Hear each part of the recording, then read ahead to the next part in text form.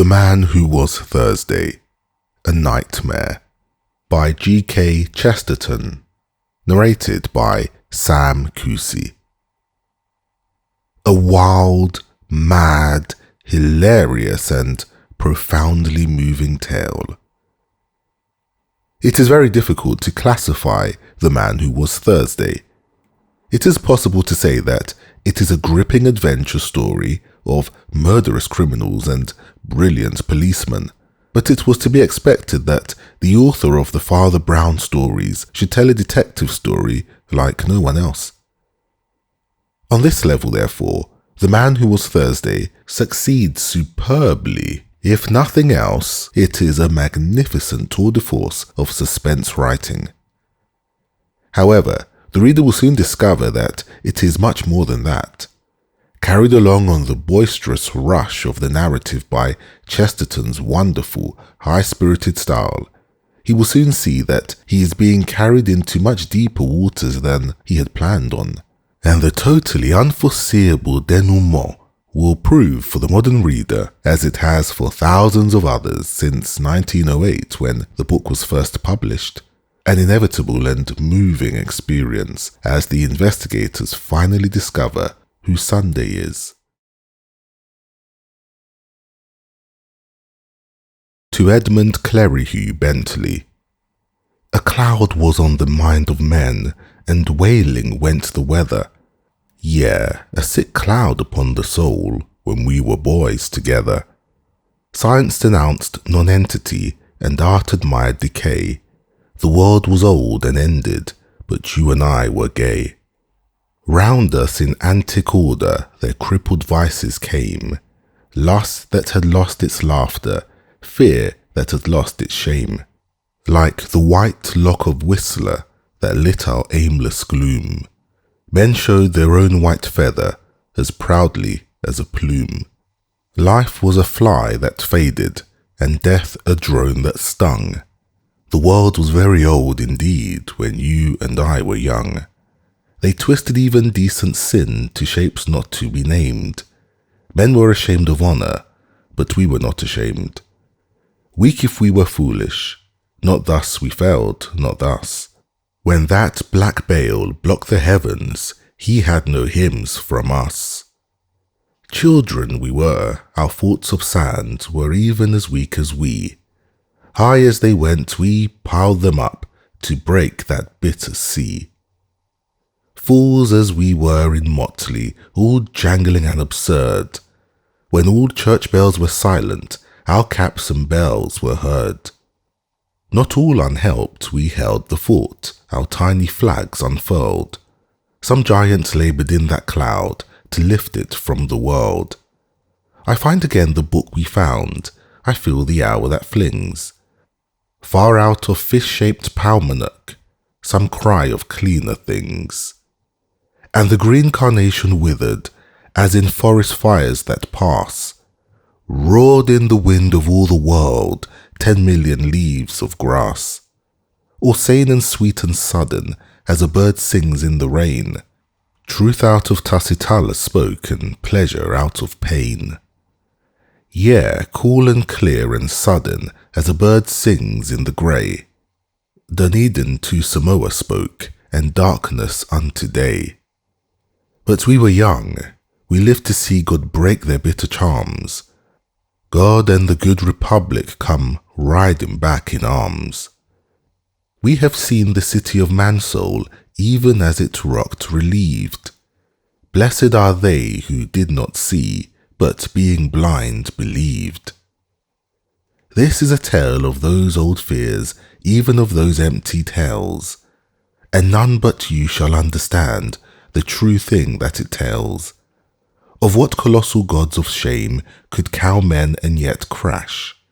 Of what huge devils hid the stars, yet fell at a pistol flash? The doubts that were so plain to chase, so dreadful to withstand. Oh, who shall understand but you? Yeah, who shall understand? The doubts that drove us through the night as we two talked amain. And day had broken on the streets ere it broke upon the brain. Between us, by the peace of God, such truth can now be told.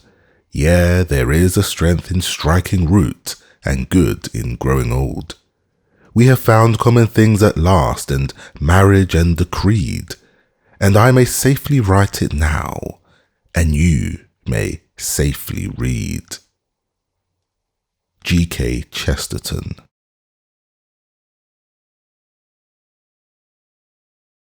Chapter 1. The Two Poets of Saffron Park. The suburb of Saffron Park lay on the sunset side of London, as red and ragged as a cloud of sunset.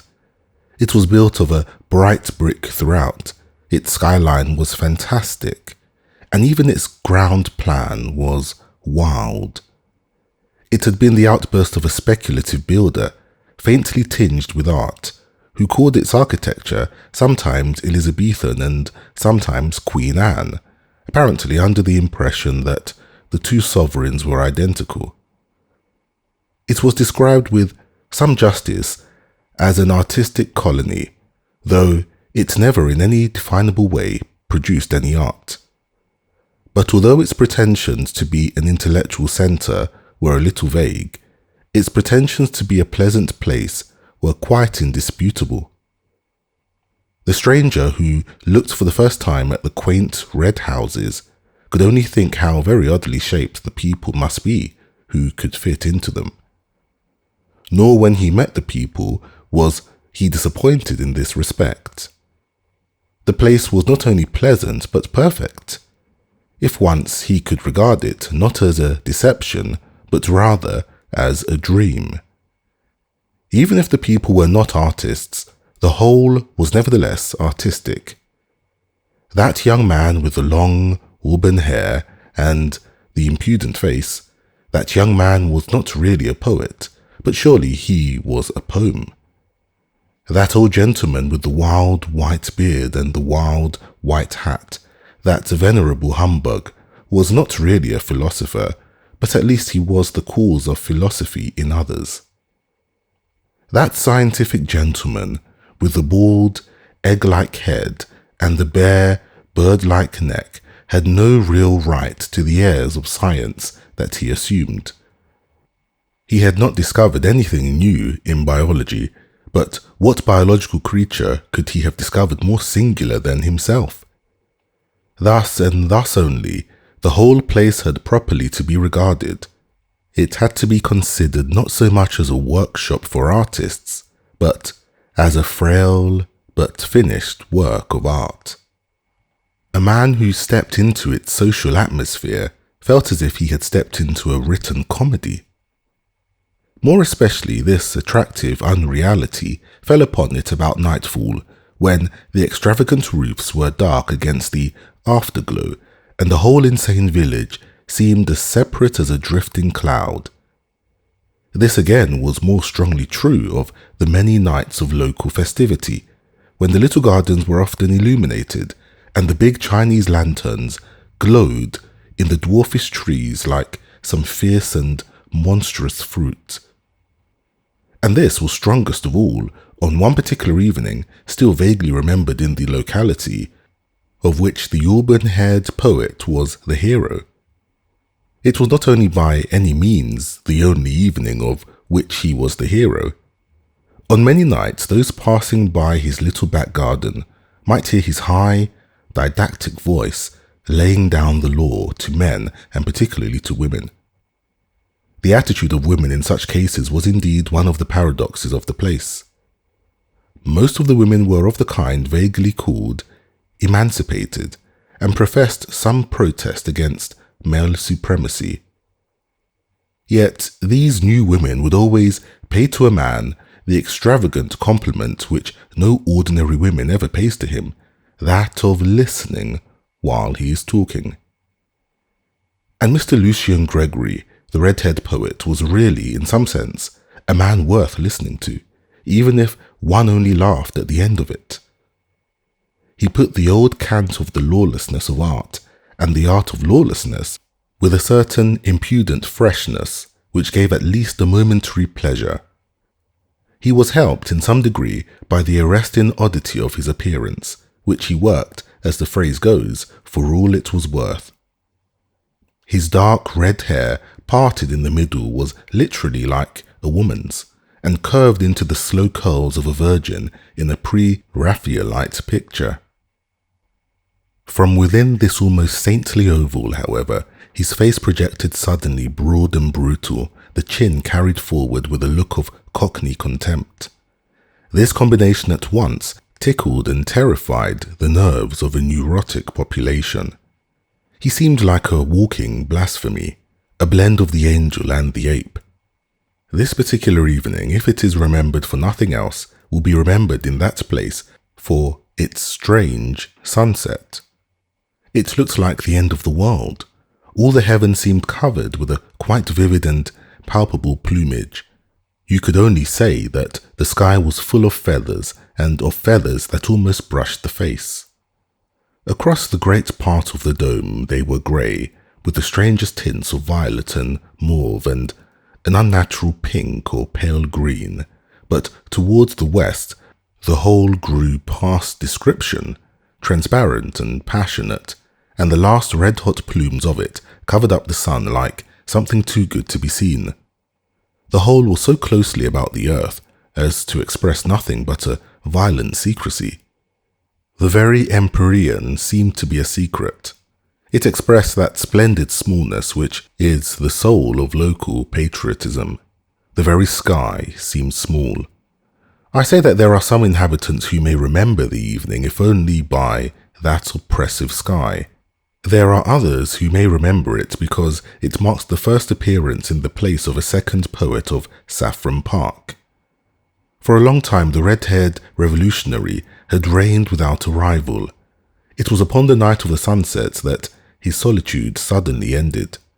The new poet, who introduced himself by the name of Gabriel Syme, was a very mild-looking mortal with a fair, pointed beard and faint yellow hair. But an impression grew that he was less meek than he looked.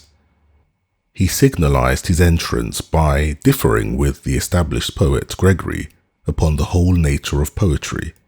He said that he, Syme, was poet of law, a poet of order, nay, he said he was a poet of respectability. So all the Saffron Parkers looked at him as if he had that moment fallen out of the impossible sky. In fact, Mr. Lucian Gregory, the anarchic poet, connected the two events. "It may well be," he said, in his sudden lyrical manner, "it may well be on such a night of clouds and cruel colours that there is brought forth upon the earth such a portent as a respectable poet. You say you are a poet of law. I say you are a contradiction in terms. I only wonder there were not comets and earthquakes on the night you appeared in this garden." The man with the meek blue eyes and the pale, pointed beard endured these thunders with a certain submissive solemnity. The third party of the group, Gregory's sister Rosamond, who had her brother's braids of red hair but a kindlier face underneath them, laughed with such mixture of admiration and disapproval as she gave commonly to the family oracle. Gregory resumed in high oratorical good humour. "An artist is identical with an anarchist," he cried. "You might transpose the words anywhere. An anarchist is an artist. The man who throws a bomb is an artist because he prefers a great moment to everything. He sees how much more valuable is one burst of blazing light, one peal of perfect thunder, than the mere common bodies of a few shapeless policemen. An artist disregards all governments, abolishes all conventions. The poet delights in disorder only. If it were not so, the most poetical thing in the world would be the Underground Railway." "So it is," said Mr. Syme. "Nonsense," said Gregory, who was very rational when anyone else attempted paradox. "Why do all the clerks and navvies in the railway trains look so sad and tired? I will tell you. It is because they know that the train is going right. It is because they know that whatever place they have taken a ticket, for that place they will reach. It is because after they have passed Sloane Square, they know that the next station must be Victoria, and nothing but Victoria. Oh, their wild rapture. Oh, their eyes like stars and their souls again in Eden, if the next station were unaccountably Baker Street. It is you who are unpoetical, replied the poet Syme. If what you say of clerks is true, they can only be as prosaic as your poetry. The rare strange thing is to hit the mark. The gross, obvious thing is to miss it. We feel it is epical when one man with wild arrows strikes a distant bird. Is it not also epical when man with a wild engine strikes a distant station? Chaos is dull because in chaos the train might indeed go anywhere, to Baker Street or to Baghdad. But man is a magician, and his whole magic is in this, that he does say Victoria, and lo, it is Victoria. No, take your books of mere poetry and prose. Let me read a timetable with tears of pride. Take your Byron, who commemorates the defeats of man. Give me Bradshaw, who commemorates his victories. Give me Bradshaw, I say. Must you go? Inquired Gregory sarcastically. I tell you, went on Syme with passion, that every time a train comes in, I feel that it has broken past batteries of besiegers, and that man has won a battle against chaos. You say contemptuously that when one has left Sloane Square, one must come to Victoria. I say that one might do 1,000 things instead, and that whenever I really come there, I have the sense of hair-breadth escape. And when I hear the guard shout out the word Victoria, it is not an unmeaning word. It is to me the cry of a herald announcing conquest. It is to me indeed Victoria. It is the victory of Adam. Gregory wagged his heavy red head with a slow and sad smile. And even then, he said, we poets always ask in question, and what is Victoria now that you have got there? You think Victoria is like the New Jerusalem. We know that the New Jerusalem will only be like Victoria. Yes, the poet will be discontented even in the streets of heaven. The poet is always in revolt. There again, said Syme irritably. What is there poetical about being in revolt? You might as well say that it is poetical to be seasick.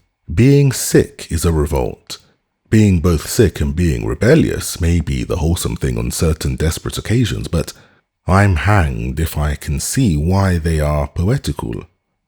Revolt, in the abstract, is revolting. It's mere vomiting.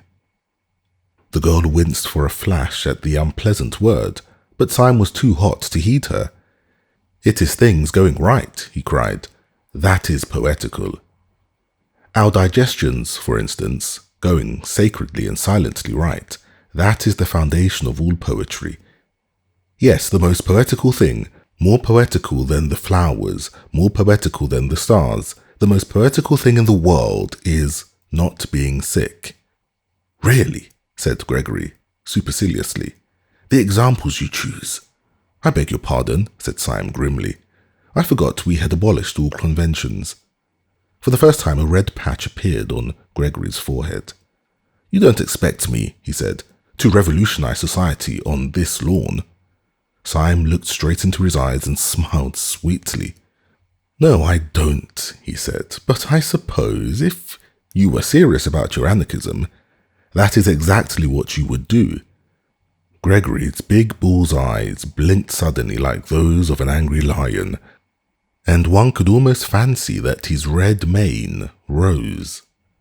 Don't you think then, he said in a dangerous voice, that I am serious about my anarchism? I beg your pardon, said Syme. Am I not serious about my anarchism? Cried Gregory, with knotted fists. My dear fellow, said Syme, and strolled away. With surprise, but with a curious pleasure, he found Rosamond Gregory still in his company. Mr. Syme, she said, do the people who talk like you and my brother often mean what they say? Do you mean what you say now? Syme smiled. Do you? He asked. What do you mean? Asked the girl, with grave eyes.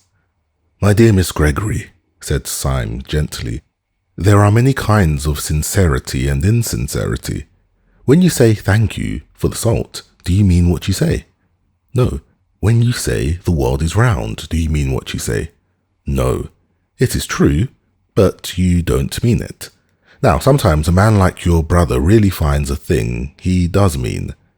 It may be only a half-truth, quarter-truth, 10th truth, but then he says more than he means from sheer force of meaning it. She was looking at him from under level brows. Her face was grave and open, and there had fallen upon it the shadow of that unreasoning responsibility which is at the bottom of the most frivolous woman, the maternal watch which is as old as the world. Is he really an anarchist then? She asked. Only in that sense I speak of, replied Syme, or if you prefer it, in that nonsense. She drew her broad brows together and said abruptly, he wouldn't really use bombs or that sort of thing. Syme broke into a great laugh that seemed too large for his slight and somewhat dandified figure. Good Lord, no, he said, that has to be done anonymously. And at that, the corners of her own mouth broke into a smile, and she thought with a simultaneous pleasure of Gregory's absurdity and of his safety. Syme strolled with her to a seat in the corner of the garden and continued to pour out his opinions. For he was a sincere man, and in spite of his superficial airs and graces, at root a humble one. And it is always the humble man who talks too much. The proud man watches himself too closely. He defended respectability with violence and exaggeration. He grew passionate in his praise of tidiness and propriety. All the time there was a smell of lilac all around him. Once he heard very faintly in some distant street a barrel organ begin to play, and it seemed to him that his heroic words were moving to a tiny tune from under or beyond the world. He stared and talked at the girl's red hair and amused face for what seemed to be a few minutes, and then, feeling that the groups in such a place should mix, rose to his feet. To his astonishment, he discovered the whole garden empty. Everyone had gone long ago, and he went himself with a rather hurried apology. He left with a sense of champagne in his head, which he could not afterwards explain. In the wild events which were to follow, this girl had no part at all. He never saw her again until all his tale was over.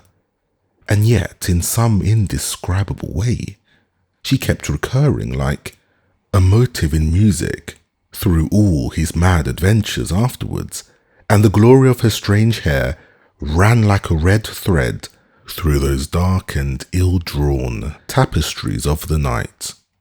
For what followed was so improbable that it might well have been a dream. When Syme went out into the starlit street, he found it for a moment empty. Then he realized in some odd way that the silence was rather a living silence than a dead one. Directly outside the door stood a street lamp, whose gleam gilded the leaves of the tree that bent out over the fence behind him. About a foot from the lamppost stood a figure almost as rigid and motionless as the lamppost itself. The tall hat and long frock coat were black. The face, in an abrupt shadow, was almost as dark. Only a fringe of fiery hair against the light, and also something aggressive in the attitude, proclaimed that it was the poet Gregory. He had something of the look of a masked bravo, waiting sword in hand for his foe. He made a sort of doubtful salute, which Syme somewhat more formally returned. "I was waiting for you," said Gregory. "Might I have a moment's conversation?" "Certainly. About what?" asked Syme in a sort of weak wonder. Gregory struck out with his stick at the lamppost, and then at the tree. "About this and this," he cried. "About order and anarchy. There is your precious order, that lean iron lamp, ugly and barren, and there is anarchy, rich, living, reproducing itself. There is anarchy, splendid in green and gold." "All the same," replied Syme patiently, "just at present, you only see the tree by the light of the lamp. I wonder when you would ever see the lamp by the light of the tree." Then after a pause he said, "But may I ask if you have been standing out here in the dark only to resume our little argument?" "No," cried out Gregory in a voice that ran down the street. "I did not stand here to resume our argument, but to end it forever."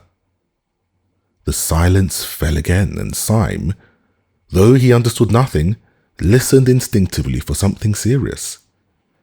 Gregory began in a smooth voice and with a rather bewildering smile. "Mr. Syme," he said, "this evening you succeeded in doing something rather remarkable. You did something to me that no man born of woman has ever succeeded in doing before." "Indeed? Now I remember," resumed Gregory reflectively, "one other person succeeded in doing it. The captain of a penny steamer, if I remember correctly, at Southend. You have irritated me." "I am very sorry," replied Syme with gravity. "I am afraid my fury and your insult are too shocking to be wiped out even with an apology," said Gregory very calmly. "No duel could wipe it out. If I struck you dead, I could not wipe it out. There is only one way by which that insult can be erased, and that way I choose. I am going, at the possible sacrifice of my life and honor, to prove to you that you were wrong in what you said." "In what I said?" "You said I was not serious about being an anarchist." "There are degrees of seriousness," replied Syme. "I have never doubted that you were perfectly sincere in this sense, that you thought what you said well worth saying, that you thought a paradox might wake men up to a neglected truth." Gregory stared at him steadily and painfully. "And in no other sense?" he asked. "You think me serious? You think me a flenner who lets fall occasional truths. You do not think that in a deeper, a more deadly sense I am serious." Syme struck his stick violently on the stones of the road. "Serious?" he cried. "Good Lord, is this street serious? Are these damn Chinese lanterns serious? Is the whole caboodle serious? One comes here and talks a pack of bosh, and perhaps some sense as well, but I should think very little of a man who didn't keep something in the background of his life that was more serious than all this talking, something more serious, whether it was religion or only drink." "Very well," said Gregory, his face darkening. "You shall see something more serious than either drink or religion." Syme stood waiting with his usual air of mildness until Gregory again opened his lips. "You spoke just now of having a religion. Is it really true that you have one?" "Oh," said Syme with a beaming smile, "we are all Catholics now." "Then may I ask you to swear by whatever gods or saints your religion involves that you will not reveal what I am now going to tell you to any son of Adam, and especially not to the police? Will you swear that? If you will take upon yourself this awful abnegation, if you will consent to burden your soul with a vow that you should never make, and a knowledge you should never dream about, I will promise you in return." "You will promise me in return?" inquired Syme, as the other paused. "I will promise you a very entertaining evening." Syme suddenly took off his hat. "Your offer," he said, "is far too idiotic to be declined. You say that a poet is always an anarchist. I disagree, but I hope at least that he is always a sportsman. Permit me here and now to swear as a Christian and promise as a good comrade and a fellow artist that I will not report anything of this, whatever it is, to the police. And now, in the name of Coney Hatch, what is it?" "I think," said Gregory with placid irrelevancy, "that we will call a cab." He gave 2 long whistles, and a hansom came rattling down the road. The two got into it in silence. Gregory gave through the trap the address of an obscure public house on the Chiswick bank of the river. The cab whisked itself away again, and in it these 2 fantastics quitted their fantastic town.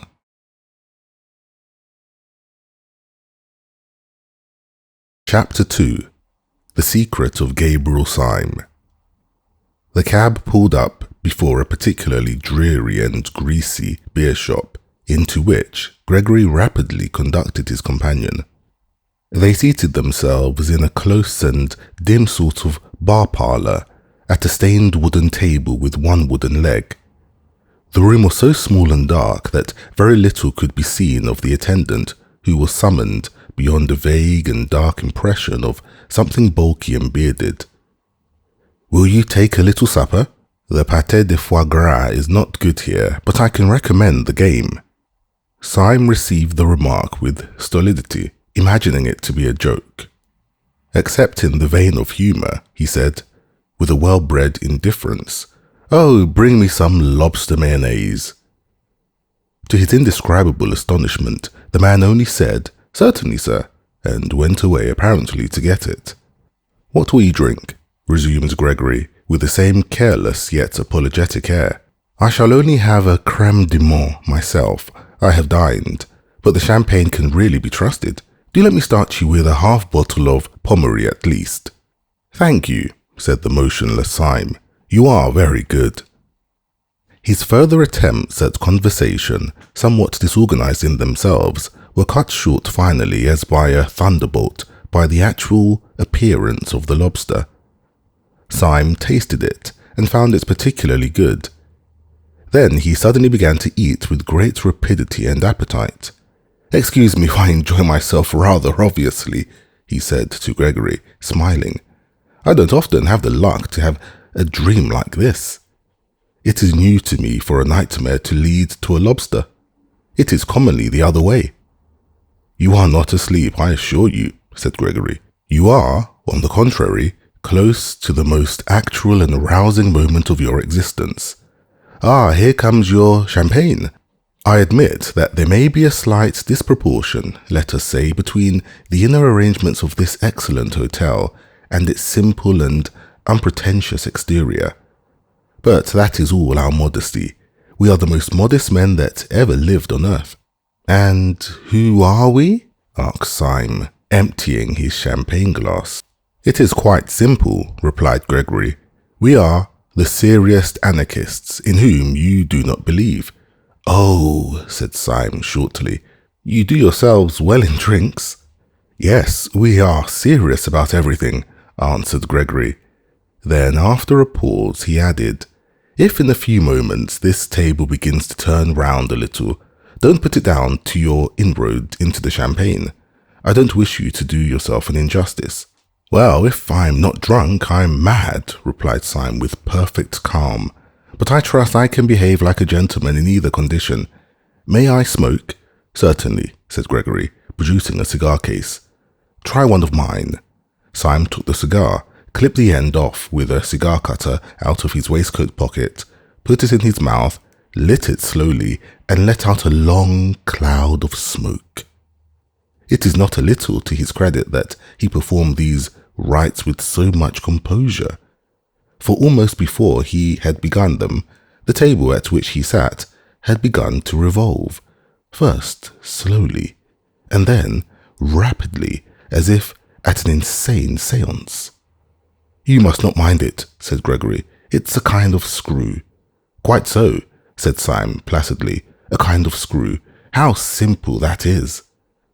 The next moment, the smoke of his cigar, which had been wavering across the room in snaky twists, went straight up as if from a factory chimney, and the two, with their chairs and table, shot down through the floor as if the earth had swallowed them.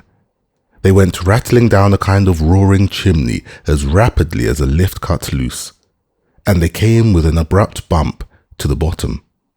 But when Gregory threw open a pair of doors and let in a red subterranean light, Syme was still smoking with one leg thrown over the other and had not turned a yellow hair. Gregory led him down a low, vaulted passage, at the end of which was the red light. It was an enormous crimson lantern, nearly as big as a fireplace, fixed over a small but heavy iron door. In the door there was a sort of hatchway or grating, and on this Gregory struck 5 times. A heavy voice with a foreign accent asked him who he was. To this he gave the more or less unexpected reply, "Mr. Joseph Chamberlain." The heavy hinges began to move. It was obviously some kind of password. Inside the doorway, the passage gleamed as if it were lined with a network of steel. On a second glance, Syme saw that the glittering pattern was really made up of ranks and ranks of rifles and revolvers closely packed or interlocked. "I must ask you to forgive me all these formalities," said Gregory. "We have to be very strict here." "Oh, don't apologize," said Syme. "I know your passion for law and order." And he stepped into the passage lined with the steel weapons. With his long, fair hair and rather foppish frock coat, he looked a singularly frail and fanciful figure as he walked down that shining avenue of death. They passed through several such passages and came out at last into a queer steel chamber with curved walls, almost spherical in shape, but presenting, with its tiers of benches, something of the appearance of a scientific lecture theatre. There were no rifles or pistols in this apartment, but round the walls of it were hung more dubious and dreadful shapes, things that looked like the bulbs of iron plants or the eggs of iron birds. They were bombs, and the very room itself seemed like the inside of a bomb. Syme knocked his cigar ash off against the wall and went in. "And now, my dear Mr. Syme," said Gregory, throwing himself in an expansive manner on the bench under the largest bomb, "now we are quite cosy, so let us talk properly. Now, no human words can give you any notion of why I brought you here. It was one of those quite arbitrary emotions, like jumping off a cliff or falling in love. Suffice it to say that you were an inexpressibly irritating fellow, and to do you justice, you are still. I would break 20 oaths of secrecy for the pleasure of taking you down a peg. That way you have of lighting a cigar would make a priest break the seal of confession. Well, you said that you were quite certain I was not a serious anarchist. Does this place strike you as being serious?" "It does seem to have a moral under all its gaiety," assented Syme, "but may I ask you 2 questions? You need not fear giving me information because, as you remember, you very wisely extorted from me a promise not to tell the police, a promise I shall certainly keep. So it is in mere curiosity that I make my queries. First of all, what is it really all about? What is it you object to? You want to abolish government?" "To abolish God," said Gregory, opening the eyes of a fanatic. "We do not only want to upset a few despotisms and police regulations, that sort of anarchism does exist, but it is a mere branch of the nonconformists. We dig deeper and we blow you higher. We wish to deny all those arbitrary distinctions of vice and virtue, honour the treachery upon which mere rebels base themselves. The silly sentimentalists of the French Revolution talked of the rights of man. We hate rights as we hate wrongs. We have abolished right and wrong." "And right and left," said Syme with a simple eagerness. "I hope you will abolish them too. They are much more troublesome to me." "You spoke of a second question," snapped Gregory. "With pleasure," resumed Syme. "In all your present acts and surroundings, there is a scientific attempt at secrecy. I have an aunt who lived over a shop, but this is the first time I have found people living from preference under a public house.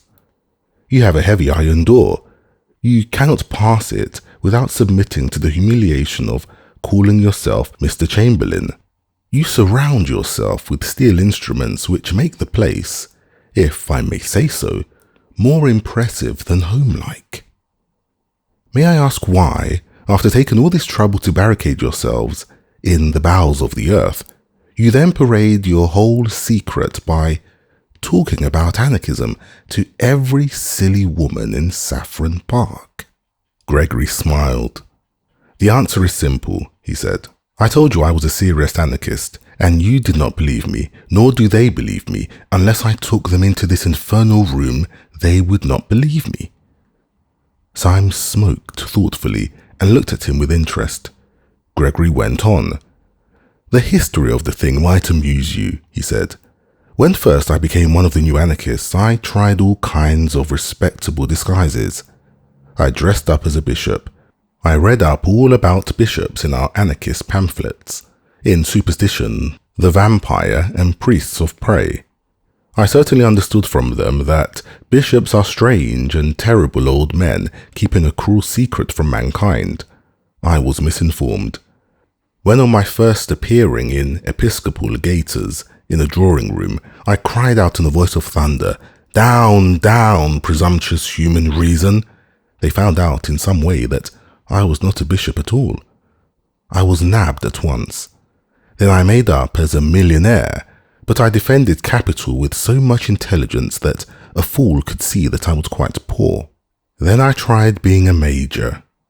Now I am a humanitarian myself, but I have, I hope, enough intellectual breadth to understand the position of those who, like Nietzsche, admire violence, the proud, mad war of nature, and all that, you know.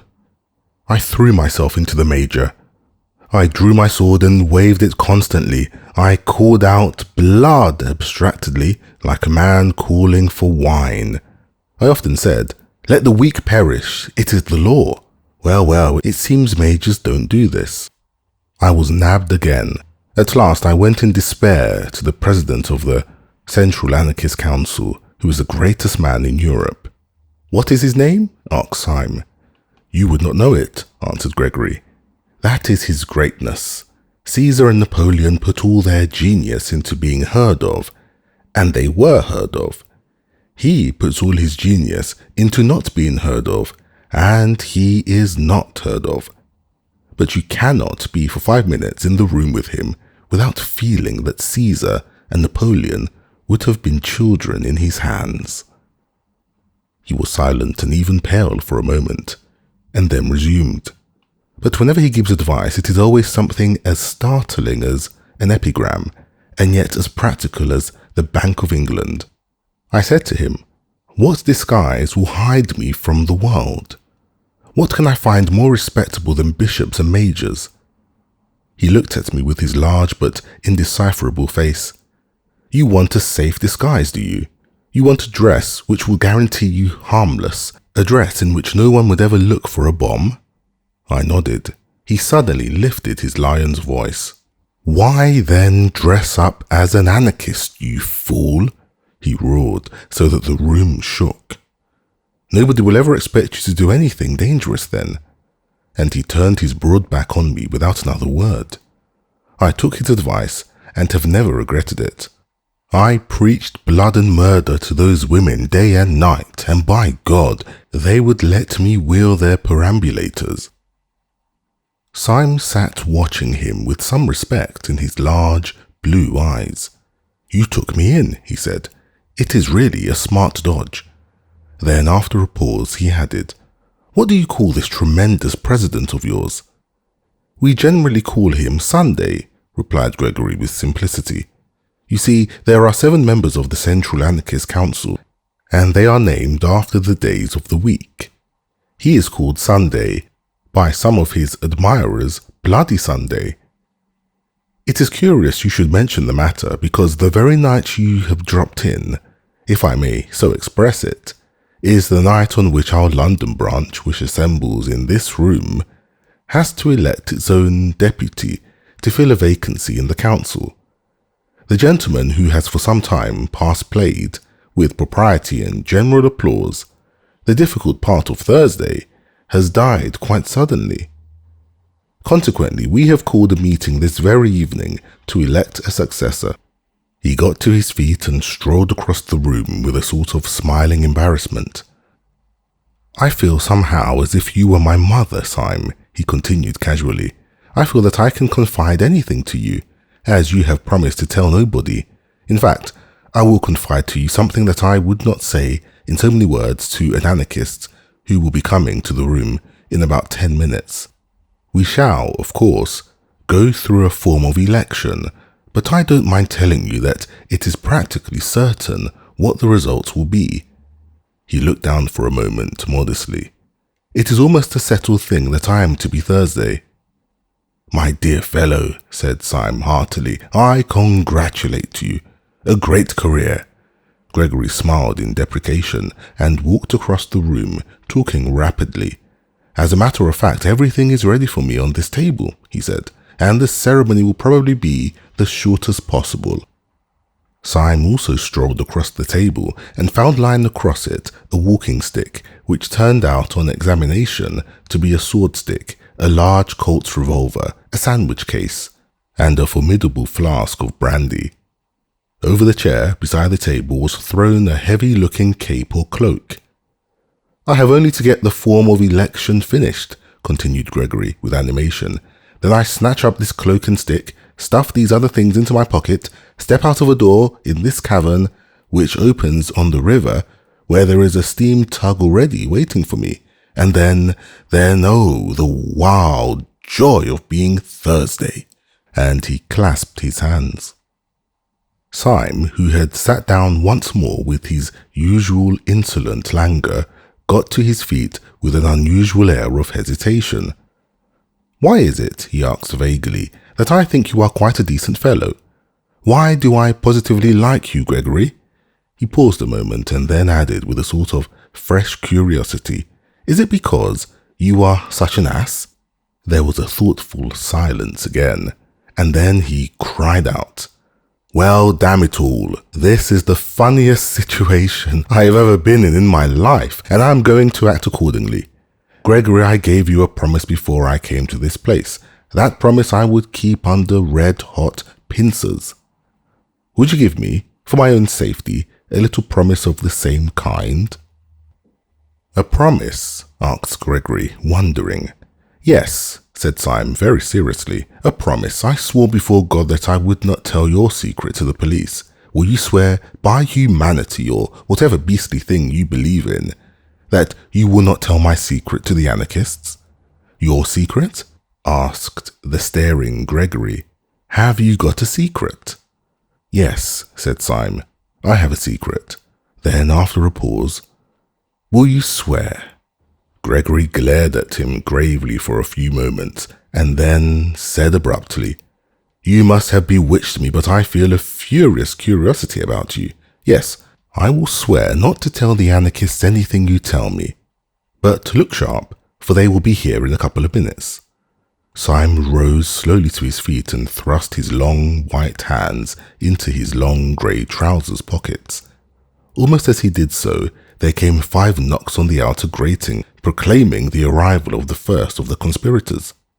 "Well," said Syme slowly, "I don't know how to tell you the truth more shortly than by saying that your expedient of dressing up as an aimless poet is not confined to you or your president. We have known the dodge for some time at Scotland Yard." Gregory tried to spring up straight, but he swayed thrice. "What do you say?" he asked in an inhumane voice. "Yes," said Syme simply. "I am a police detective, but I think I hear your friends coming."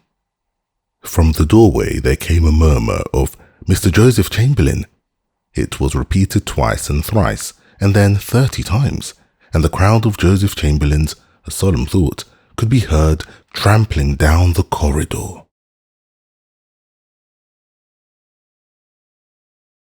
Chapter 3. The Man Who Was Thursday. Before one of the fresh faces could appear at the doorway, Gregory's stunned surprise had fallen from him. He was beside the table with a bound and a noise in his throat like a wild beast. He caught up the Colt's revolver and took aim at Syme. Syme did not flinch, but he put up a pale and polite hand. "Don't be such a silly man," he said, with the effeminate dignity of a curate. "Don't you see it's not necessary? Don't you see that we're both in the same boat and jolly seasick?" Gregory could not speak, but he could not fire either, and he looked his question. "Don't you see we've checkmate each other?" cried Syme. "I can't tell the police you are an anarchist. You can't tell the anarchists I'm a policeman. I can only watch you, knowing what you are. You can only watch me, knowing what I am.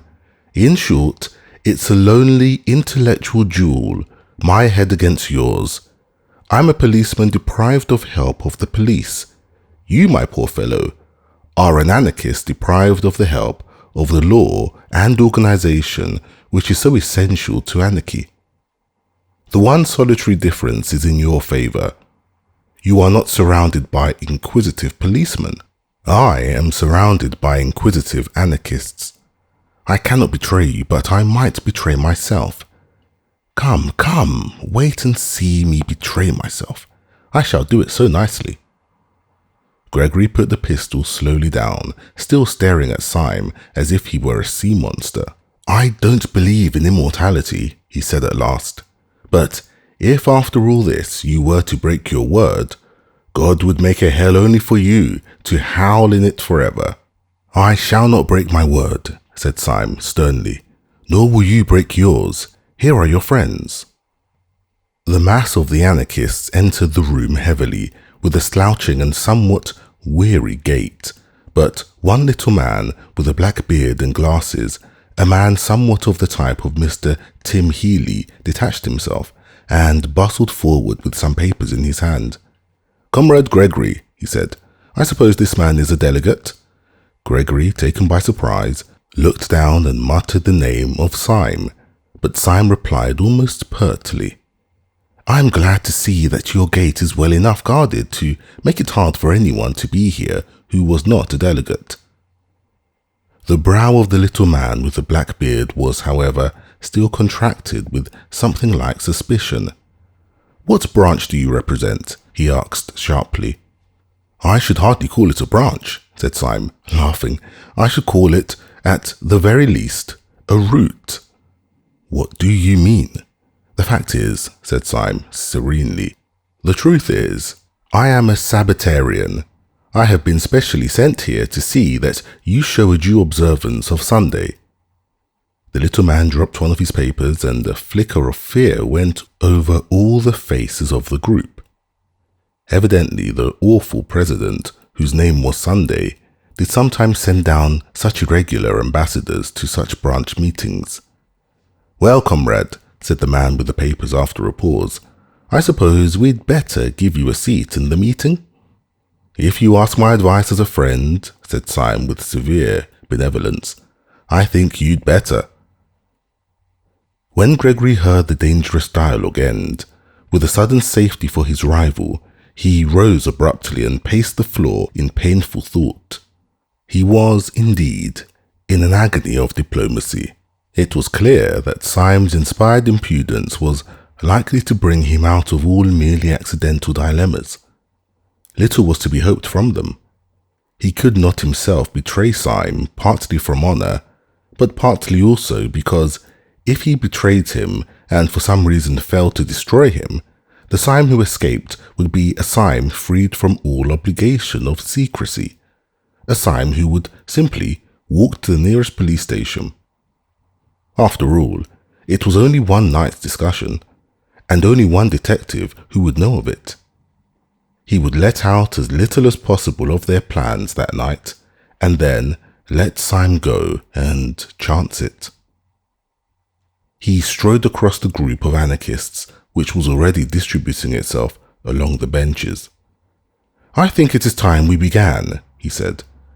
The steam tug is waiting on the river already. I move that Comrade Buttons takes the chair. This being approved by a show of hands, the little man with the papers slipped into the presidential seat. Comrades, he began, as sharp as a pistol shot, our meeting tonight is important, though it need not be long. This branch has always had the honour of electing Thursdays for the Central European Council. We have elected many and splendid Thursdays. We all lament the sad decease of the heroic worker who occupied the post until last week. As you know, his services to the cause were considerable. He organised the great dynamite coup of Brighton which, under happier circumstances, ought to have killed everybody on the pier. As you also know, his death was as self-denying as his life, for he died through his faith in a hygienic mixture of chalk and water as a substitute for milk, which beverage he regarded as barbaric, and as involving cruelty to the cow. Cruelty, or anything approaching to cruelty, revolted him always. But it is not to acclaim his virtues that we are met, but for a harder task. It is difficult properly to praise his qualities, but it is more difficult to replace them. Upon you, comrades, it devolves this evening to choose out of the company present the man who shall be Thursday. If any comrade suggests a name, I will put it into the vote. If no comrade suggests a name, I can only tell myself that that dear dynamiter, who is gone from us, has carried into the unknowable abysses the last secret of his virtue and his innocence. There was a stir of almost inaudible applause, such as is sometimes heard in church. Then a large old man with a long and venerable white beard, perhaps the only real working man present, rose lumberingly and said, "I move that Comrade Gregory be elected Thursday," and sat lumberingly down again. "Does anyone second?" asked the chairman, a little man with a velvet coat and pointed beard. "Before I put the matter to the vote," said the chairman, "I will call the Comrade Gregory to make a statement." Gregory rose amid a great rumble of applause. His face was deadly pale, so that by contrast his queer red hair looked almost scarlet. But he was smiling and altogether at ease. He had made up his mind, and he saw his best policy quite plain in front of him like a white road. His best chance was to make a softened and ambiguous speech, such as would leave on the detective's mind the impression that the anarchist brotherhood was a very mild affair after all. He believed in his own literary power of capacity for suggesting fine shades and picking perfect words. He thought that with care he could succeed, in spite of all the people around him, in conveying an impression of the institution subtly and delicately false. Syme had once thought that anarchists, under all their bravado, were only playing the fool. Could he not now, in the hour of peril, make Syme think so again? "Comrades," began Gregory in a low but penetrating voice, "it is not necessary for me to tell you what is my policy, for it is your policy also. Our belief has been slandered. It has been disfigured. It has been utterly confused and concealed, but it has never been altered. Those who talk about anarchism and its dangers go everywhere and anywhere to get their information, except to us, except to the fountainhead. They learn about anarchists from sixpenny novels. They learn about anarchists from tradesmen newspapers. They learn about anarchists from Ali Slopper's Half Holiday and the Sporting Times. They never learn about anarchists from anarchists. We have no chance of denying the mountainous slanders which are heaped upon our heads from one end of Europe to another. The man who has always heard that we are walking plagues has never heard our reply. I know that he will not hear it tonight, though my passion were to rend the roof. For it is deep, deep under the earth that the persecuted are permitted to assemble, as the Christians assembled in the catacombs. But if by some incredible accident there were here tonight a man who all his life had immensely misunderstood us, I would put this question to him. When those Christians met in those catacombs, what sort of moral reputation had they in the streets above? What tales were told of their atrocities by one educated Roman to another? Suppose, I would say to him, suppose that we are only repeating that still mysterious paradox of history. Suppose we seem as shocking as the Christians because we are already as harmless as the Christians. Suppose we seem as mad as the Christians because we are really as meek.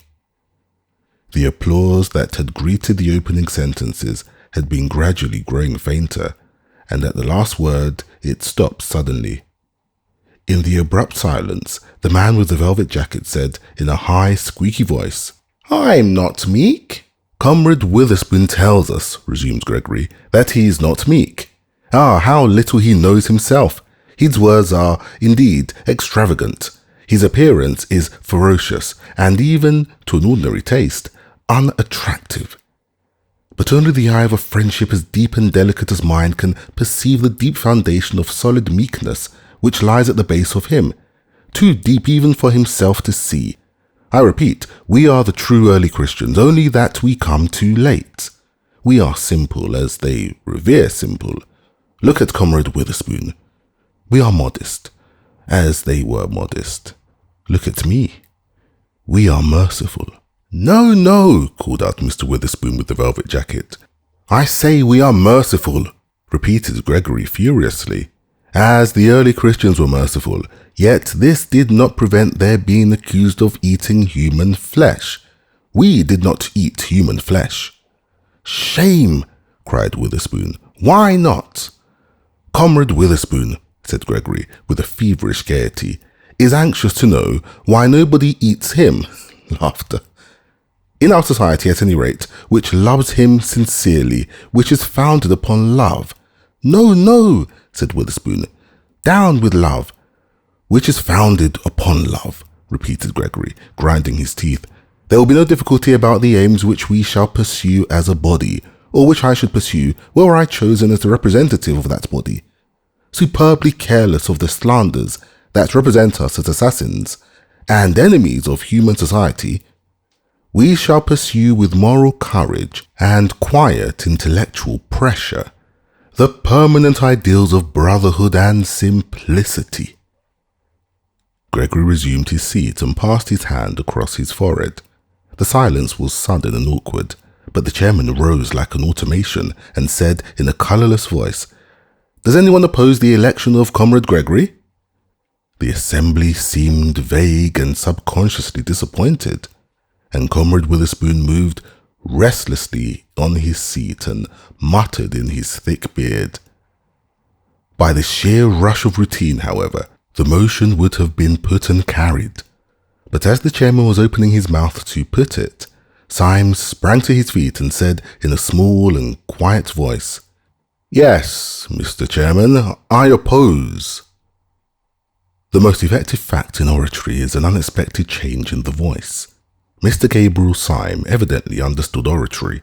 Having said these first formal words in a moderated tone and with a brief simplicity, he made his next word ring and volley in the vault as if one of the guns had gone off. "Comrades," he cried, in a voice that made every man jump out of his boots, "have we come here for this? Do we live underground like rats in order to listen to talk like this? This is talk we might listen to while eating buns at a Sunday school treat. Do we line these walls with weapons and bar that door with death, lest anyone should come and hear Comrade Gregory saying to us, 'Be good and you will be happy. Honesty is the best policy and virtue is its own reward'?" There was not a word in Comrade Gregory's address to which a curate could not have listened with pleasure. Hear, hear, but I am not a curate. Loud cheers. And I did not listen to it with pleasure. Renewed cheers. The man who is fitted to make a good curate is not fitted to make a resolute, forcible and efficient Thursday. Hear, hear. Comrade Gregory has told us, in only too apologetic a tone, that we are not the enemies of society. But I say that we are the enemies of society, and so much the worse for society. We are the enemies of society, for society is the enemy of humanity, its oldest and its most pitiless enemy. Hear, hear. Comrade Gregory has told us, apologetically again, that we are not murderers. There I agree. We are not murderers. We are executioners. Cheers. Ever since Syme had risen, Gregory had sat staring at him, his face idiotic with astonishment. Now, in the pause, his lips of clay parted, and he said, with an automatic and lifeless distinctness, "You damnable hypocrite." Syme looked straight into those frightful eyes with his own pale blue ones, and with dignity. "Comrade Gregory accuses me of hypocrisy.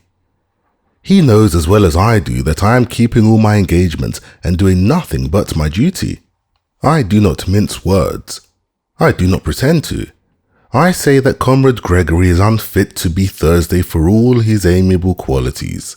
He is unfit to be Thursday because of his amiable qualities. We do not want the Supreme Council of Anarchy infected with a maudling mercy. Hear, hear. This is no time for ceremonial politeness. Neither is it a time for ceremonial modesty. I set myself against Comrade Gregory as I would set myself against all the governments of Europe, because the anarchist who has given himself to anarchy has forgotten modesty as much as he has forgotten pride. Cheers. I am not a man at all. I am a cause. Renewed cheers. I set myself against Comrade Gregory as impersonally and as calmly as I should choose one pistol then another out of that rack upon the wall. And I say that rather than have Gregory and his milk and water methods on the Supreme Council, I would offer myself for election." His sentence was drowned in a definite cataract of applause. The faces that had grown fiercer and fiercer with approval as his tirade grew more and more uncompromising were now distorted with grins of anticipation or cloven with delighted cries. At the moment when he announced himself as ready to stand for the post of Thursday, a roar of excitement and assent broke forth, and became uncontrollable, and at the same moment Gregory sprang to his feet with foam upon his mouth and shouted against the shouting. "Stop, you blasted madmen!" he cried at the top of a voice that tore his throat. "Stop, you—" And louder than Gregory shouting and louder than the roar of the room came the voice of Syme, still speaking in a peal of pitiless thunder. "I do not go to the council to rebut that slander that calls us murderers. I go to earn it." Loud and prolonged cheering. "To the priest who says these men are enemies of religion, to the judge who says these men are the enemies of law, to the fat parliamentarian who says these men are the enemies of order and public decency. To all these I will reply, you are false kings, but you are true prophets. I am come to destroy you and to fulfill your prophecies." The heavy clamour gradually died away, but before it had ceased, Witherspoon had jumped to his feet, his hair and beard all on end, and had said, "I move as an amendment that Comrade Syme be appointed to the post." "Stop all this, I tell you," cried Gregory, with frantic face and hands. "Stop it, it is all—" The voice of the chairman clove his speech with a cold assent. "Does anyone second this amendment?" he said. A tall, tired man with melancholy eyes and an American chin beard was observed on the back bench to be slowly rising to his feet. Gregory had been screaming for some time past. Now there was a change in his accent, more shocking than any scream. "I end all this," he said, in a voice as heavy as stone. "This man cannot be elected. He is a—" "Yes," said Syme, quite motionless. "What is he?" Gregory's mouth worked twice without sound. Then slowly the blood began to crawl back into his dead face. "He is a man quite inexperienced in our work," he said, and sat down abruptly. Before he had done so, the long, lean man with the American beard was again upon his feet, and was repeating in a high American monotone, "I beg to second the election of Comrade Syme." "The amendment will, as usual, be put first," said Mr. Buttons, the chairman, with mechanical rapidity. "The question is that Comrade Syme—" Gregory had again sprung to his feet, panting and passionate. "Comrades," he cried out, "I am not a madman." Oh, said Mr. Witherspoon. "I am not a madman," reiterated Gregory, with a frightful sincerity which for a moment staggered the room. But I give you a counsel which you can call mad if you like. No, I will not call it a counsel, for I can give you no reason for it. I will call it a command.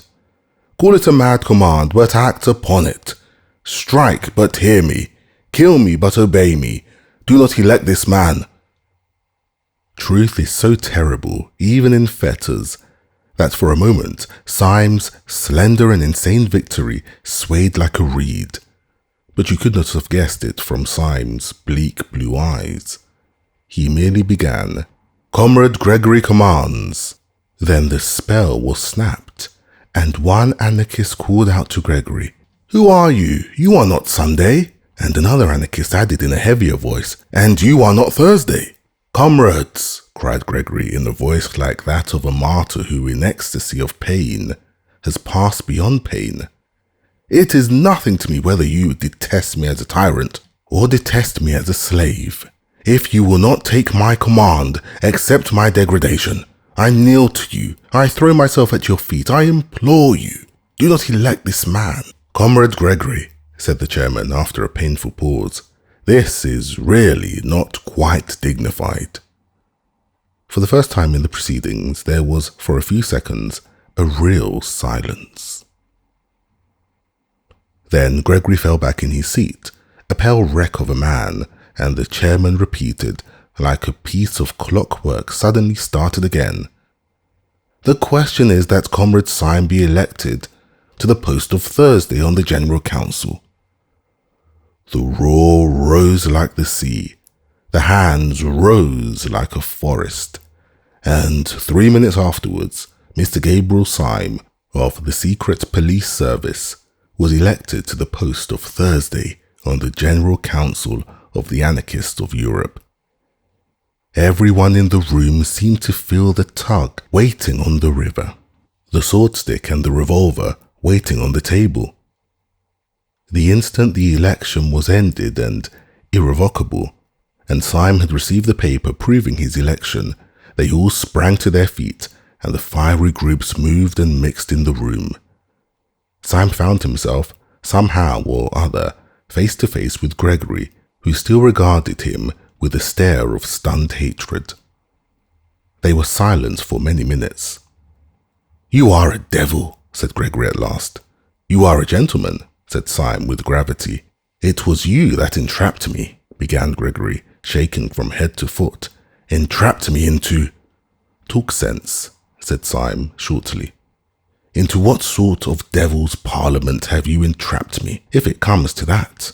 You made me swear before I made you.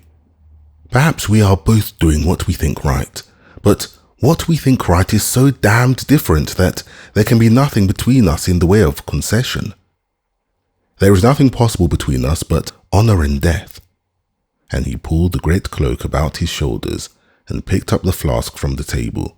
"The boat is quite ready," said Mr. Buttons, bustling up. "Be good enough to step this way." With a gesture that revealed the shopwalker, he led Syme down a short, iron-bound passage, the still agonized Gregory following feverishly at their heels.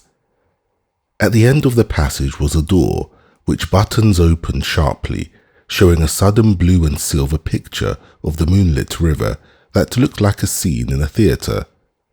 Close to the opening lay a dark, dwarfish steam launch, like a baby dragon with one red eye. Almost in the act of stepping on board, Gabriel Syme turned to the gaping Gregory.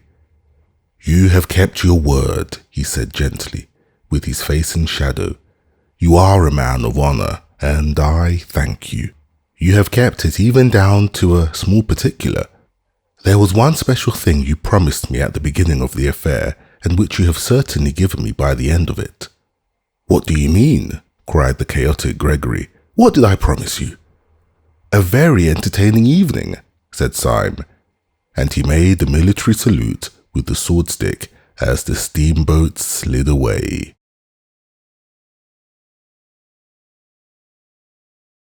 Chapter 4. The Tale of a Detective. Gabriel Syme was not merely a detective who pretended to be a poet. he was really a poet who had become a detective, nor was his hatred of anarchy hypocritical. He was one of those who are driven early in life into too conservative an attitude by the bewildering folly of most revolutionists. He had not attained it by any tame tradition. His respectability was spontaneous and sudden, a rebellion against rebellion. He came of a family of cranks in which all the oldest people had all the newest notions. One of his uncles always walked about without a hat, and another had made an unsuccessful attempt to walk about with a hat and nothing else. His father cultivated art and self-realization. His mother went in for simplicity and hygiene. Hence the child, during his tender years, was wholly unacquainted with any drink between the extremes of absinthe and cocoa, both of which he had a healthy dislike. The more his mother preached a more than Puritan abstinence, the more did his father expand into a more than pagan attitude, and by the time the former had come to enforcing vegetarianism, the latter had pretty well reached the point of defending cannibalism. Being surrounded with every conceivable kind of revolt from infancy, Gabriel had to revolt into something, so he revolted into the only thing left, sanity. But there was just enough in him of the blood of these fanatics to make even his protest for common sense a little too fierce to be sensible. His hatred of modern lawlessness had been crowned also by an accident. It happened that he was walking in the side street at the instant of a dynamite outrage. He had been blind and deaf for a moment, and then seen the smoke clearing, the broken windows and the bleeding faces. After that, he went about as usual, quiet, courteous, rather gentle, but there was a spot on his mind that was not sane. He did not regard anarchists, as most of us do, as a handful of morbid men combining ignorance with intellectualism. He regarded them as a huge and pitiless peril, like a Chinese invasion. He poured perpetually into newspapers and their waste paper baskets a torrent of tales, verses and violent articles, warning men of this deluge of barbaric denial. But he seemed to be getting no nearer his enemy, and what was worse, no nearer a living. As he paced the Thames embankment, bitterly biting a cheap cigar and brooding on the advance of anarchy, there was no anarchist with a bomb in his pocket so savage or so solitary as he. Indeed, he always felt that government stood alone and desperate, with its back to the wall. He was too quixotic to have cared for it otherwise. He walked on the embankment once under a dark red sunset. The red river reflected the red sky, and they both reflected his anger. The sky indeed was so swarthy, and the light on the river relatively so lurid, that the water almost seemed of fiercer flame than the sunset it mirrored. It looked like a stream of literal fire winding under the vast caverns of a subterranean country. Syme was shabby in those days. He wore an old-fashioned black chimney-pot hat. He was wrapped in a yet more old-fashioned cloak, black and ragged, and the combination gave him the look of the early villains in Dickens and Bulwer Lytton. Also, his yellow beard and hair were more unkempt and leonine than when they appeared long afterwards, cut and pointed, on the lawns of Saffron Park.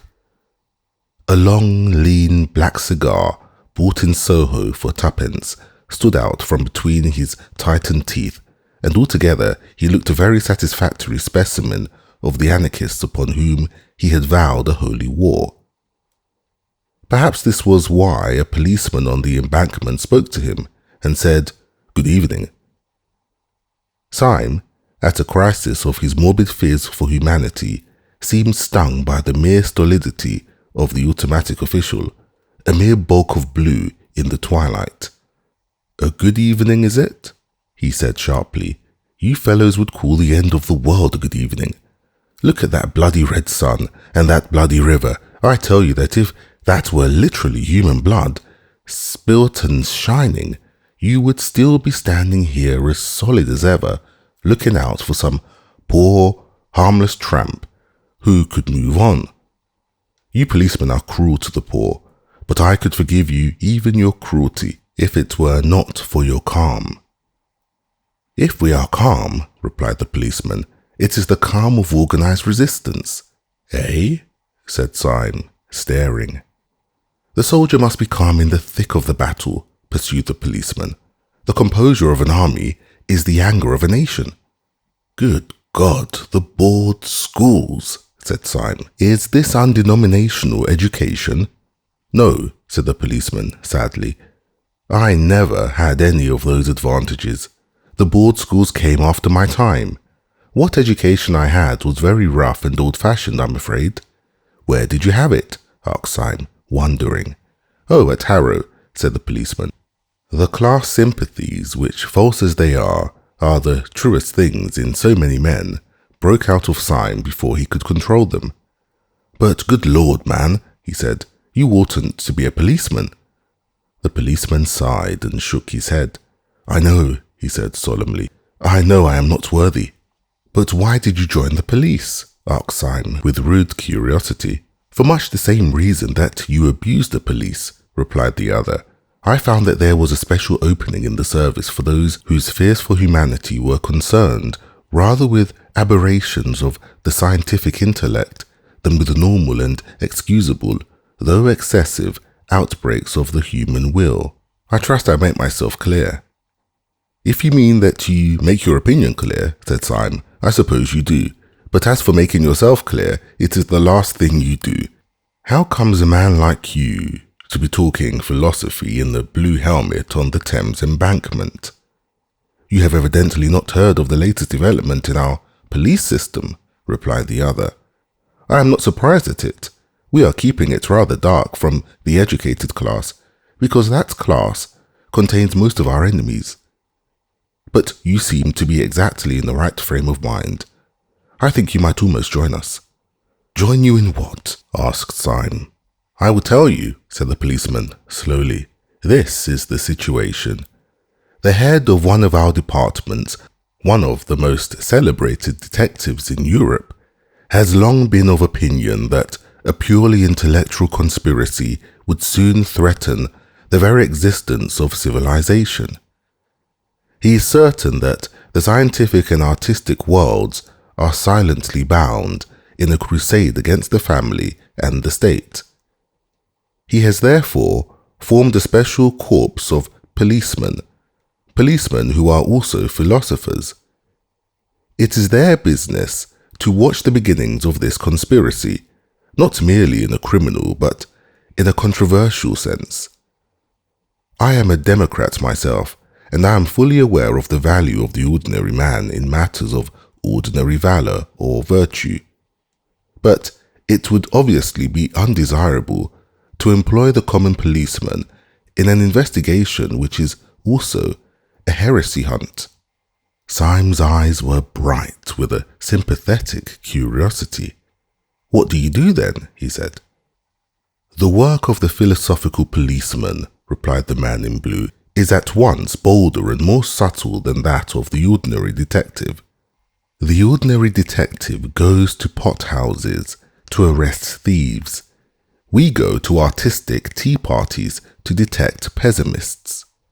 The ordinary detective discovers from a ledger or a diary that a crime has been committed. We discover from a book of sonnets that a crime will be committed. We have to trace the origin of those dreadful thoughts that drive men on at last to intellectual fanaticism and intellectual crime. We were only just in time to prevent the assassination at Hartlepool, and that was entirely due to the fact that our Mr. Wilkes, a smart young fellow, thoroughly understood a triolet." "Do you mean," asked Syme, "that there is really as much connection between crime and the modern intellect as all that?" "You are not sufficiently democratic," answered the policeman, "but you were right when you said just now that our ordinary treatment of the poor criminal was a pretty brutal business. I tell you, I am sometimes sick of my trade when I see how perpetually it means merely a war upon the ignorant and the desperate.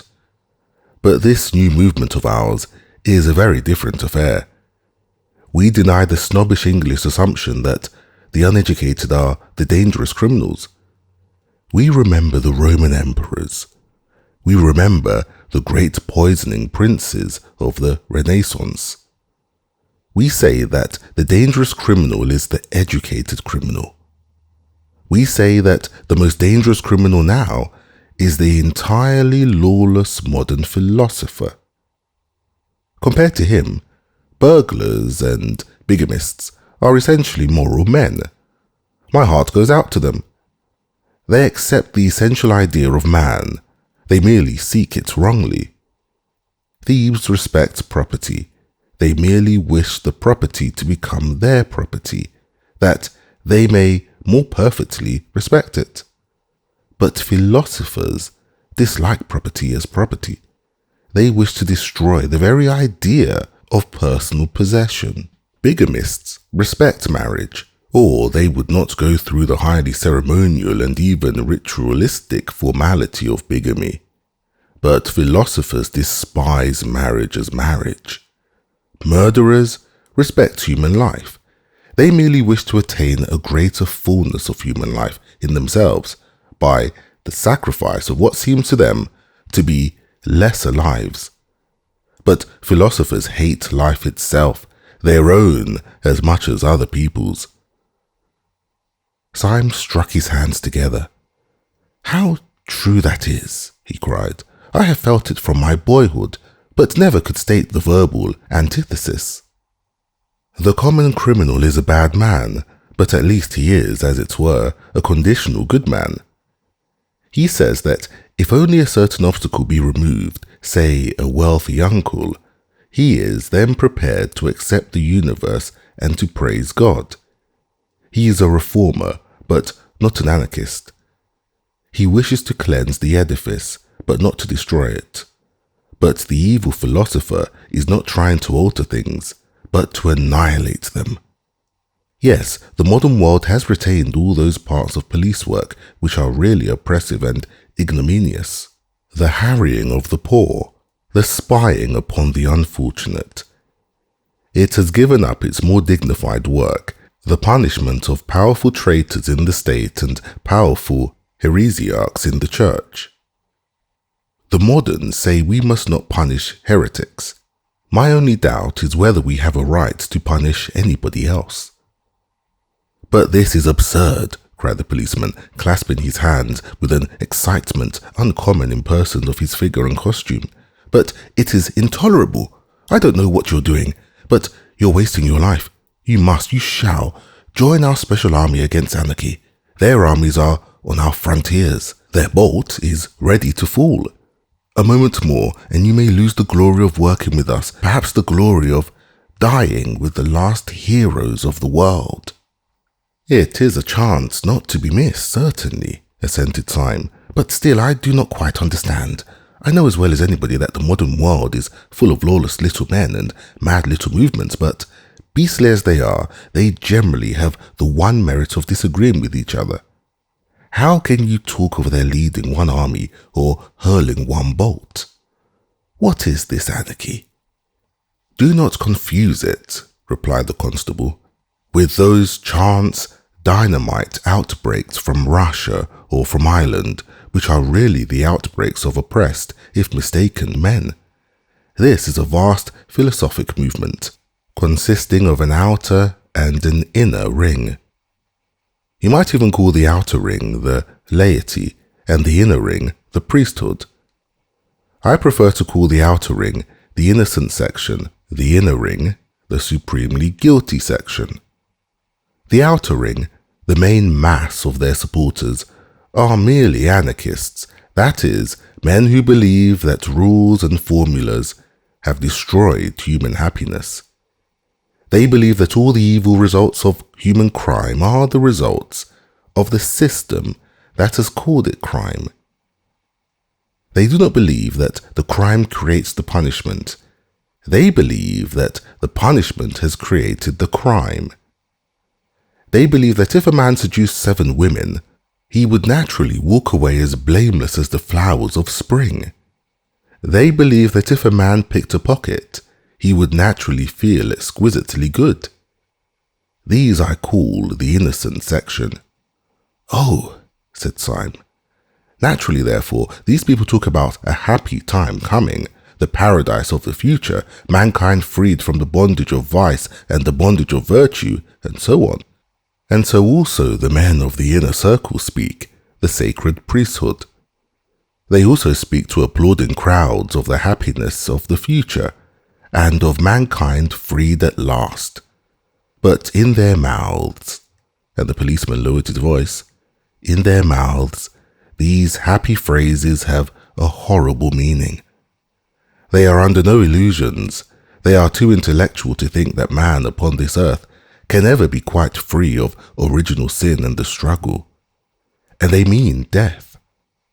When they say that mankind shall be free at last, they mean that mankind shall commit suicide. When they talk of a paradise without right or wrong, they mean the grave. They have but 2 objects, to destroy first humanity and then themselves. That is why they throw bombs instead of firing pistols. The innocent, rank and file are disappointed because the bomb has not killed the king, but the high priesthood are happy because it has killed somebody. How can I join you? Asked Syme, with a sort of passion. I know for a fact that there is a vacancy at the moment, said the policeman, as I have the honour to be somewhat in the confidence of the chief of whom I have spoken. You should really come and see him.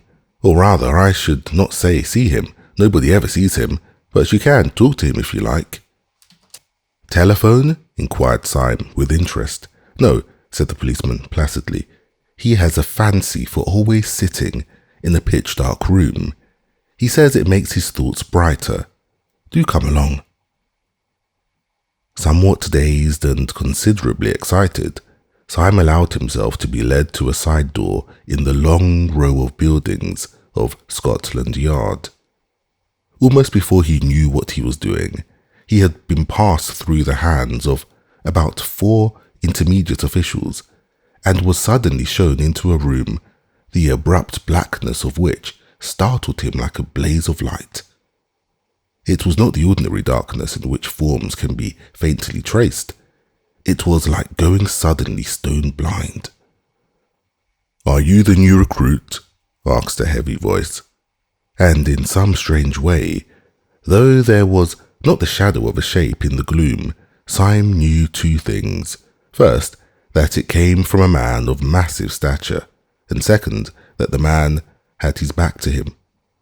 "Are you the new recruit?" said the invisible chief, who seemed to have heard all about it. "All right, you are engaged." Syme, quite swept off his feet, made a feeble fight against this irrevocable phrase. "I really have no experience," he began. "No one has any experience," said the other, "of the Battle of Armageddon." "But I am really unfit." "You are willing, that is enough," said the unknown. "Well, really," said Syme, "I don't know any profession of which mere willingness is the final test." "I do," said the other. "Martyrs. I am condemning you to death. Good day." Thus it was that when Gabriel Syme came out again into the crimson light of evening in his shabby black hat and shabby lawless cloak, he came out a member of the new detective corps for the frustration of the great conspiracy. Acting under the advice of his friend, the policeman, who was professionally inclined to neatness, he trimmed his hair and beard, bought a good hat, clad himself in an exquisite summer suit of light blue-grey with a pale yellow flower in the buttonhole, and, in short, became that elegant and rather insupportable person whom Gregory had first encountered in the little garden of Saffron Park. Before he finally left the police premises, his friend provided him with a small blue card on which was written "The Last Crusade" and a number, the sign of his official authority. He put this carefully in his upper waistcoat pocket, lit a cigarette, and went forth to track and fight the enemy of all the drawing rooms of London. Where his adventure ultimately led him, we have already seen. At about 1:30 on the February night, he found himself steaming in a small tug up the silent Thames, armed with swordstick and revolver, the duly elected Thursday of the Central Council of Anarchists. When Syme stepped out onto the steam tug, he had the singular sensation of stepping out into something entirely new. Not merely into the landscape of a new land, but even into the landscape of a new planet. This was mainly due to the insane yet solid decision of that evening, though partly also to an entire change in the weather and the sky since he entered the little tavern some 2 hours before. Every trace of the passionate plumage of the cloudy sunset had been swept away, and a naked moon stood in a naked sky. The moon was so strong and full that, by a paradox often to be noticed, it seemed like a weaker sun. It gave not the sense of bright moonshine, but rather of a dead daylight. Over the whole landscape lay a luminous and unnatural discoloration, as of that disastrous twilight which Milton spoke of as shed by the sun in eclipse, so that Syme fell easily into his first thought, that he was actually on some other and emptier planet which circled around some sadder star. But the more he felt this glittering desolation in the moonlit land, the more his own chivalric folly glowed in the night like a great fire.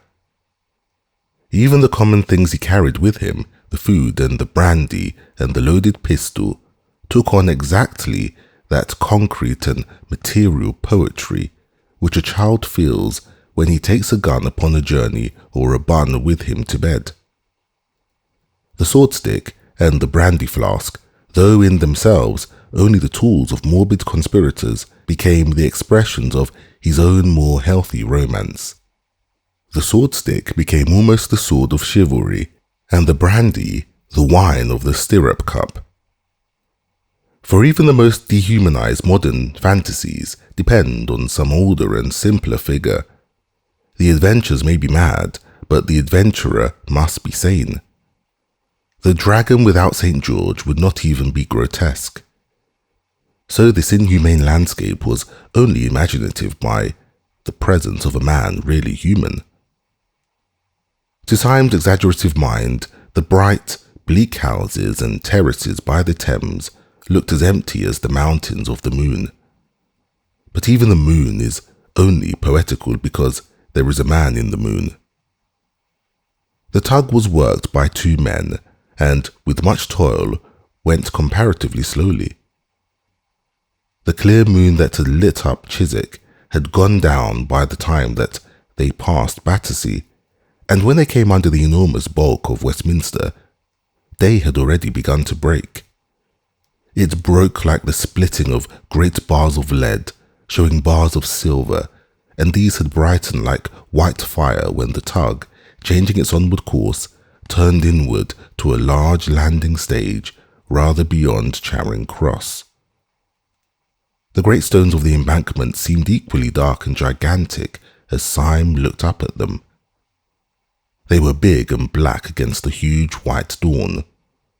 They made him feel that he was landing on the colossal steps of some Egyptian palace, and indeed, the thing suited his mood, for he was, in his own mind, mounting to attack the solid thrones of horrible and heathen kings. He leapt out of the boat on to one slimy step, and stood a dark and slender figure amid the enormous masonry. The 2 men in the tug put her off again and turned upstream. They had never spoken a word.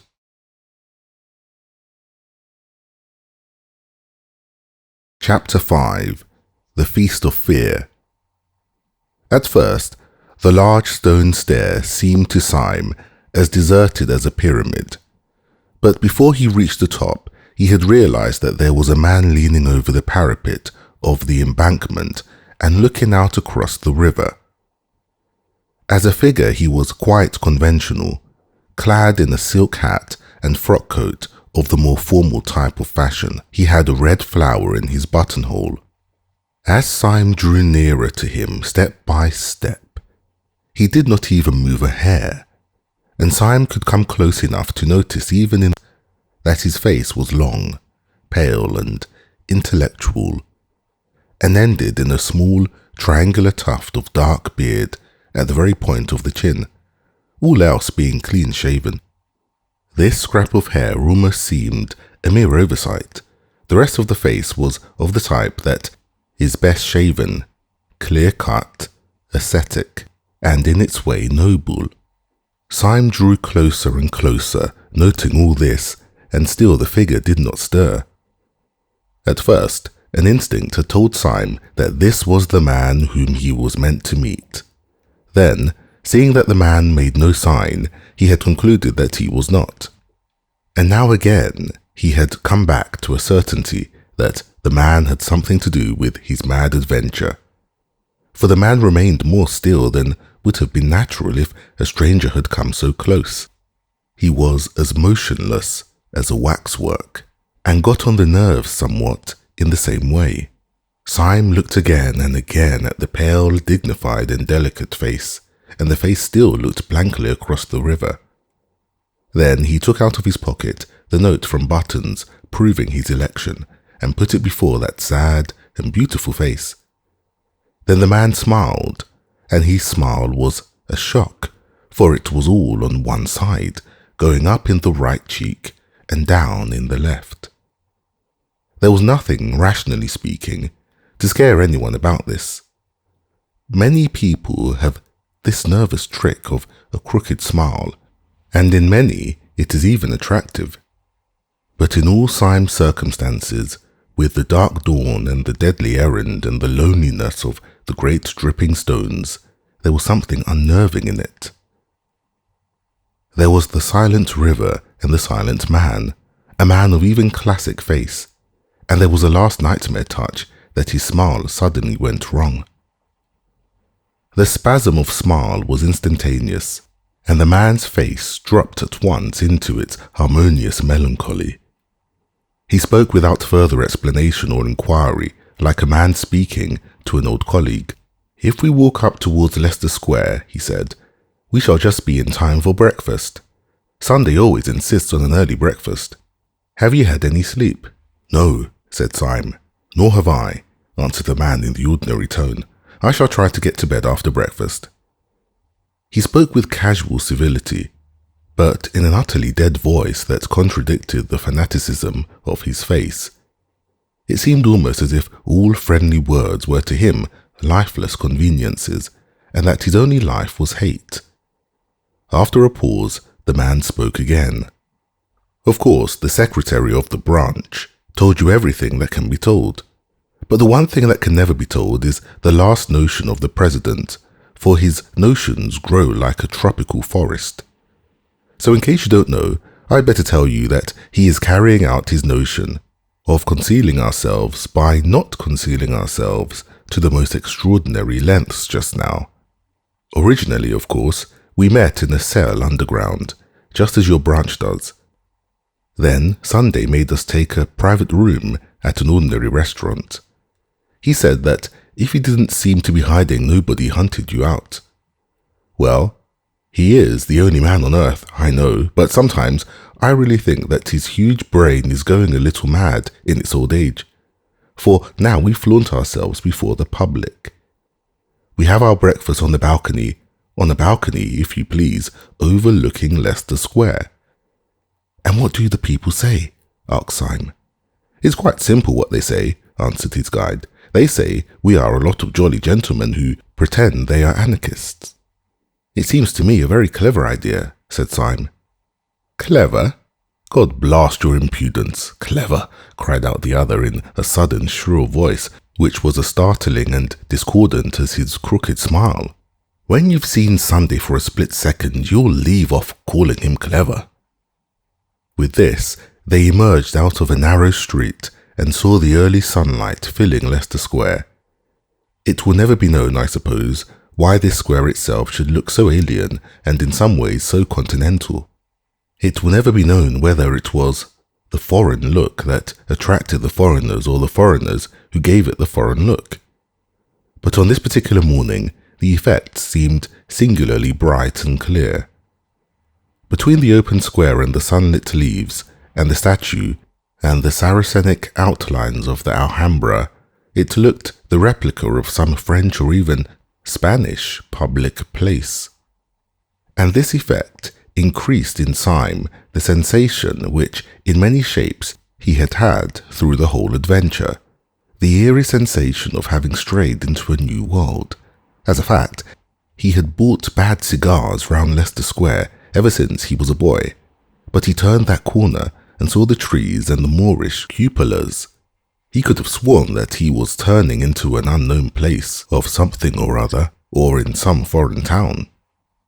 At one corner of the square, there projected a kind of angle of a prosperous but quiet hotel, the bulk of which belonged to a street behind.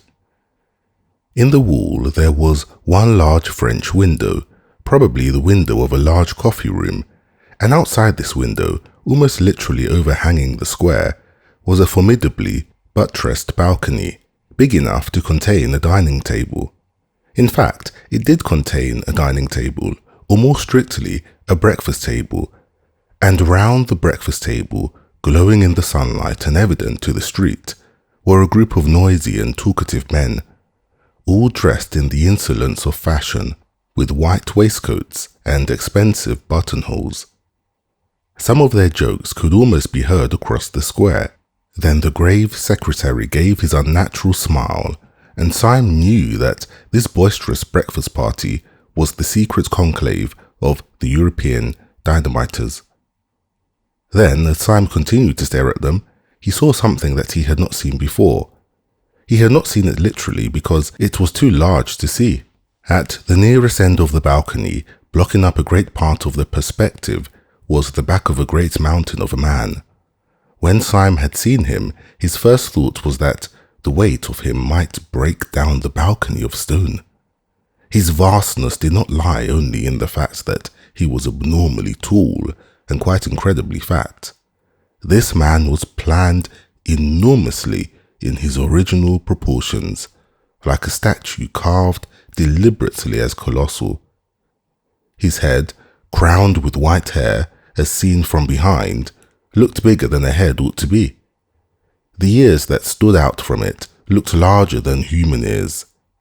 He was enlarged terribly to scale, and this sense of size was so staggering that when Syme saw him, all the other figures seemed quite suddenly to dwindle and become dwarfish. They were still sitting there as before with their flowers and frock coats, but now it looked as if the big man was entertaining 5 children to tea. As Syme and the guide approached the side door of the hotel, a waiter came out smiling with every tooth in his head. "The gentlemen are up there, sir," he said. "They do talk and they do laugh at what they talk. They do say they will throw bombs at the king." And the waiter hurried away with a napkin over his arm, much pleased with the singular frivolity of the gentleman upstairs. The 2 men mounted the stairs in silence. Syme had never thought of asking whether the monstrous man who almost filled and broke the balcony was the great president of whom the others stood in awe. He knew it was so, with an unaccountable but instantaneous certainty. Syme, indeed, was one of those men who are open to all the more nameless psychological influences in a degree a little dangerous to mental health. Utterly devoid of fear in physical dangers, he was a great deal too sensitive to the smell of spiritual evil. Twice already that night, little unmeaning things had peeped out at him almost pruriently, and given him a sense of drawing nearer and nearer to the headquarters of hell. and this sense became overpowering as he drew nearer to the great president. The form it took was a childish and yet hateful fancy. As he walked across the inner room towards their balcony, the large face of Sunday grew larger and larger, and Syme was gripped with fear that when he was quite close, the face would be too big to be possible, and that he would scream aloud. He remembered that as a child he would not look at the Mask of Memnon in the British Museum because it was a face, and so large.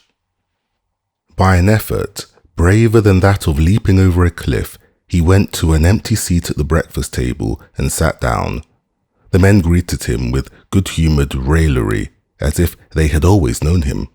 He sobered himself a little by looking at their conventional coats and solid, shining coffee pot. Then he looked again at Sunday. His face was very large, but it was still possible to humanity. In the presence of the president, the whole company looked sufficiently commonplace.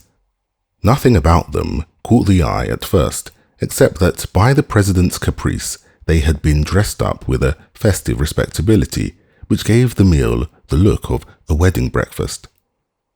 One man indeed stood out at even a superficial glance.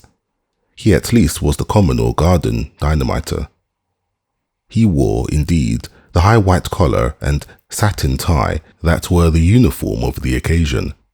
But out of this collar there sprang a head quite unimaginable and quite unmistakable, a bewildering bush of brown hair and beard that almost obscured the eyes like those of a sky terrier. But the eyes did look out of the tangle, and they were the sad eyes of some Russian serf. The effect of this figure was not terrible like that of the president, but it had every diablerie that can come from the utterly grotesque. If out of that stiff tie and collar there had come abruptly the head of a cat or a dog, it could not have been a more idiotic contrast. The man's name, it seemed, was Gogol. He was a Pole, and in this circle of days he was called Tuesday. His soul and speech were incurably tragic. He could not force himself to play the prosperous and frivolous part demanded of him by President Sunday. And indeed, when Syme came in, the president, with that daring disregard of public suspicion which was his policy, was actually chaffing Gogol upon his inability to assume conventional graces.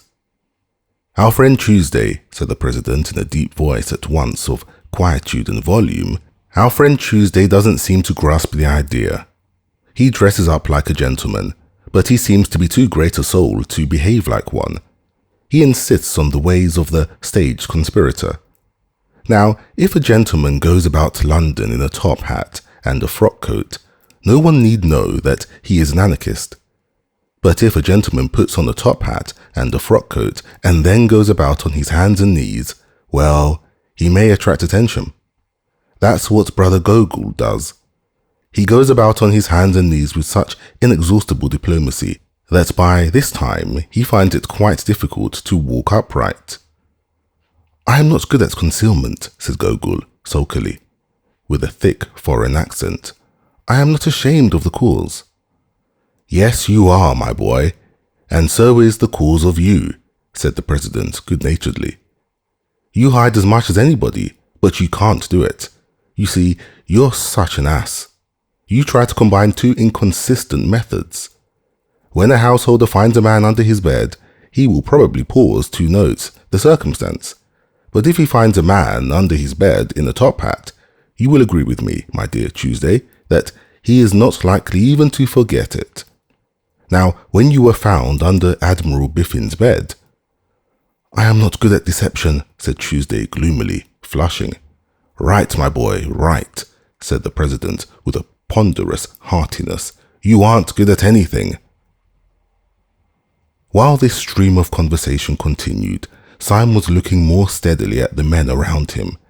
As he did so, he gradually felt all his sense of something spiritually queer return.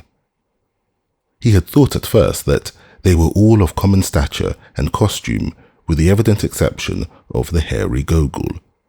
But as he looked at the others, he began to see in each of them exactly what he had seen in the man by the river, a demoniac, detail somewhere. That lopsided laugh, which would suddenly disfigure the fine face of his original guide, was typical of all these types.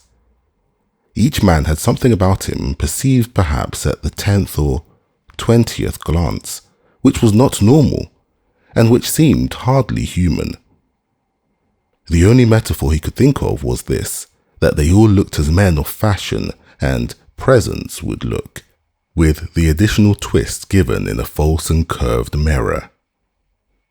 Only the individual examples will express this half-concealed eccentricity. Syme's original cicerone bore the title of Monday. He was the secretary of the council, and his twisted smile was regarded with more terror than anything except the president's horrible, happy laughter. But now that Syme had more space and light to observe him, there were other touches. His fine face was so emaciated that Syme thought it must be wasted with some disease. Yet somehow, the very distress of his dark eyes denied this. It was no physical ill that troubled him. His eyes were alive with intellectual torture, as if pure thought was pain. He was typical of each of the tribe. Each man was subtly and differently wrong. Next to him sat Tuesday, the tousle-headed Gogol, a man more obviously mad. Next was Wednesday, a certain Marquis de Saint-Eustache, a sufficiently characteristic figure. The first few glances found nothing unusual about him, except that he was the only man at table who wore the fashionable clothes as if they were really his own. He had a black French beard, cut square, and a black English frock coat, cut even squarer. But Syme, sensitive to such things, felt somehow that the man carried a rich atmosphere with him, a rich atmosphere that suffocated. It reminded one irrationally of drowsy odours and of dying lamps in the darker poems of Byron and Poe. With this went a sense of his being clad not in lighter colours but in softer materials. His black seemed richer and warmer than the black shades about him, as if it were compounded of profound colour. His black coat looked as if it were only black by being too dense a purple. His black beard looked as if it were only black by being too deep a blue. And in the gloom and thickness of the beard, his dark red mouth showed sensual and scornful.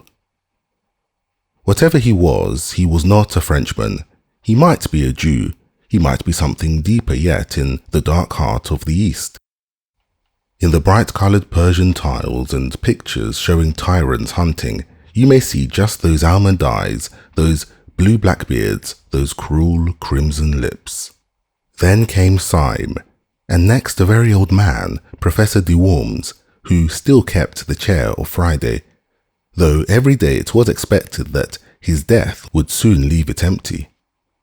Save for his intellect, he was the last dissolution of senile decay.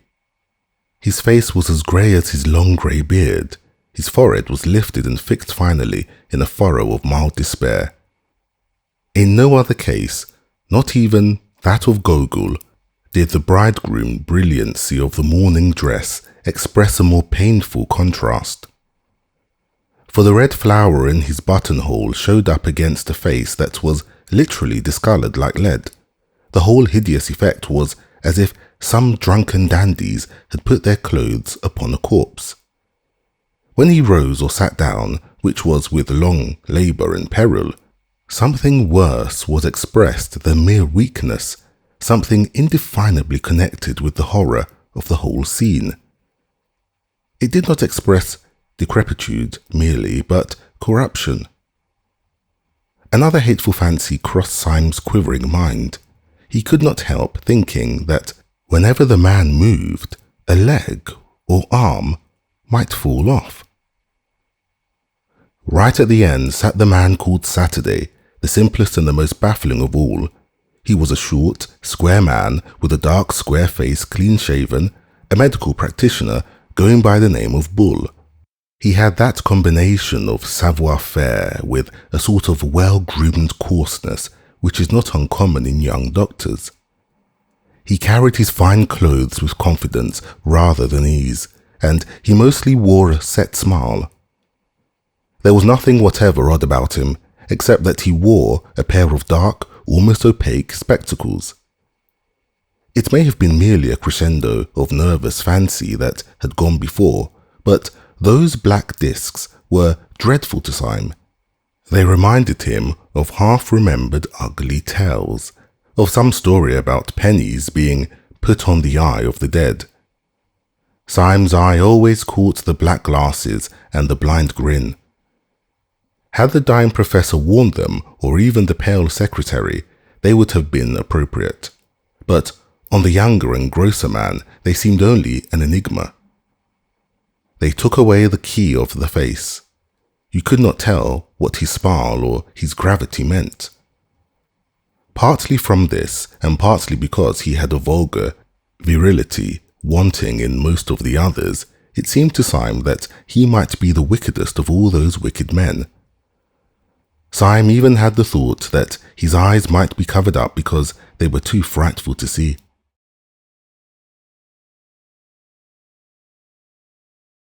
Chapter 6. The Exposure. Such were the 6 men who had sworn to destroy the world. Again and again, Syme strove to pull together his common sense in their presence.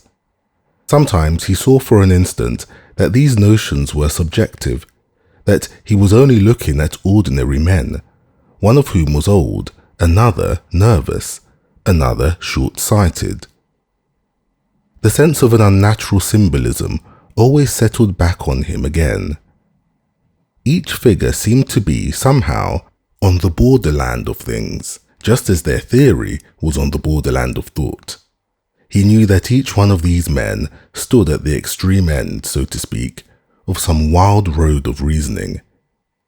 He could only fancy, as in some old-world fable, that if a man went westward to the end of the world, he would find something, say a tree, that was more or less than a tree possessed by a spirit, and that if he went east to the end of the world, he would find something else that was not wholly itself, a tower perhaps, of which the very shape was wicked. So these figures seemed to stand up, violent and unaccountable, against an ultimate horizon, visions from the verge. The ends of the earth were closing in. Talk had been going on steadily as he took in the scene, and not the least of the contrasts of that bewildering breakfast table was the contrast between the easy and unobtrusive tone of talk and its terrible purport. They were deep in the discussion of an actual and immediate plot. The waiter downstairs had spoken quite correctly when he said that they were talking about bombs and kings. Only 3 days afterwards, the Tsar was to meet the President of the French Republic in Paris, and over their bacon and eggs upon their sunny balcony, these beaming gentlemen had decided how both should die. Even the instrument was chosen. The black-bearded Marquis, it appeared, was to carry the bomb. Ordinarily speaking, the proximity of this positive and objective crime would have sobered Syme and cured him of all his merely mystical tremors. He would have thought of nothing but the need of saving at least 2 human bodies from being ripped in pieces with iron and roaring gas. But the truth was that by this time he had begun to feel a third kind of fear, more piercing and practical than either his moral revulsion or his social responsibility. Very simply, he had no fear to spare for the French president or the Tsar. He had begun to fear for himself. Most of the talkers took little heed of him, debating now with their faces closer together and almost uniformly grave, save when for an instant the smile of the secretary ran aslant across his face as the jagged lightning runs aslant across the sky. But there was one persistent thing which first troubled Syme and at last terrified him. The president was always looking at him steadily and with a great and baffling interest. The enormous man was quite quiet, but his blue eyes stood out of his head, and they were always fixed on Syme. Syme felt moved to spring up and leap over the balcony. When the president's eyes were on him, he felt as if he were made of glass. He had hardly the shred of a doubt that in some silent and extraordinary way, Sunday had found out that he was a spy. He looked over the edge of the balcony and saw a policeman standing abstractedly just beneath, staring at the bright railings and the sunlit trees. Then there fell upon him the great temptation that was to torment him for many days. In the presence of these powerful and repulsive men, who were the princes of anarchy, he had almost forgotten the frail and fanciful figure of the poet Gregory, the mere aesthete of anarchism. He even thought of him now with an old kindness, as if they had played together when children, but he remembered that they were still tied to Gregory by a great promise. He had promised never to do the very thing that he now felt himself almost in the act of doing. He had promised not to jump over that balcony and speak to that policeman.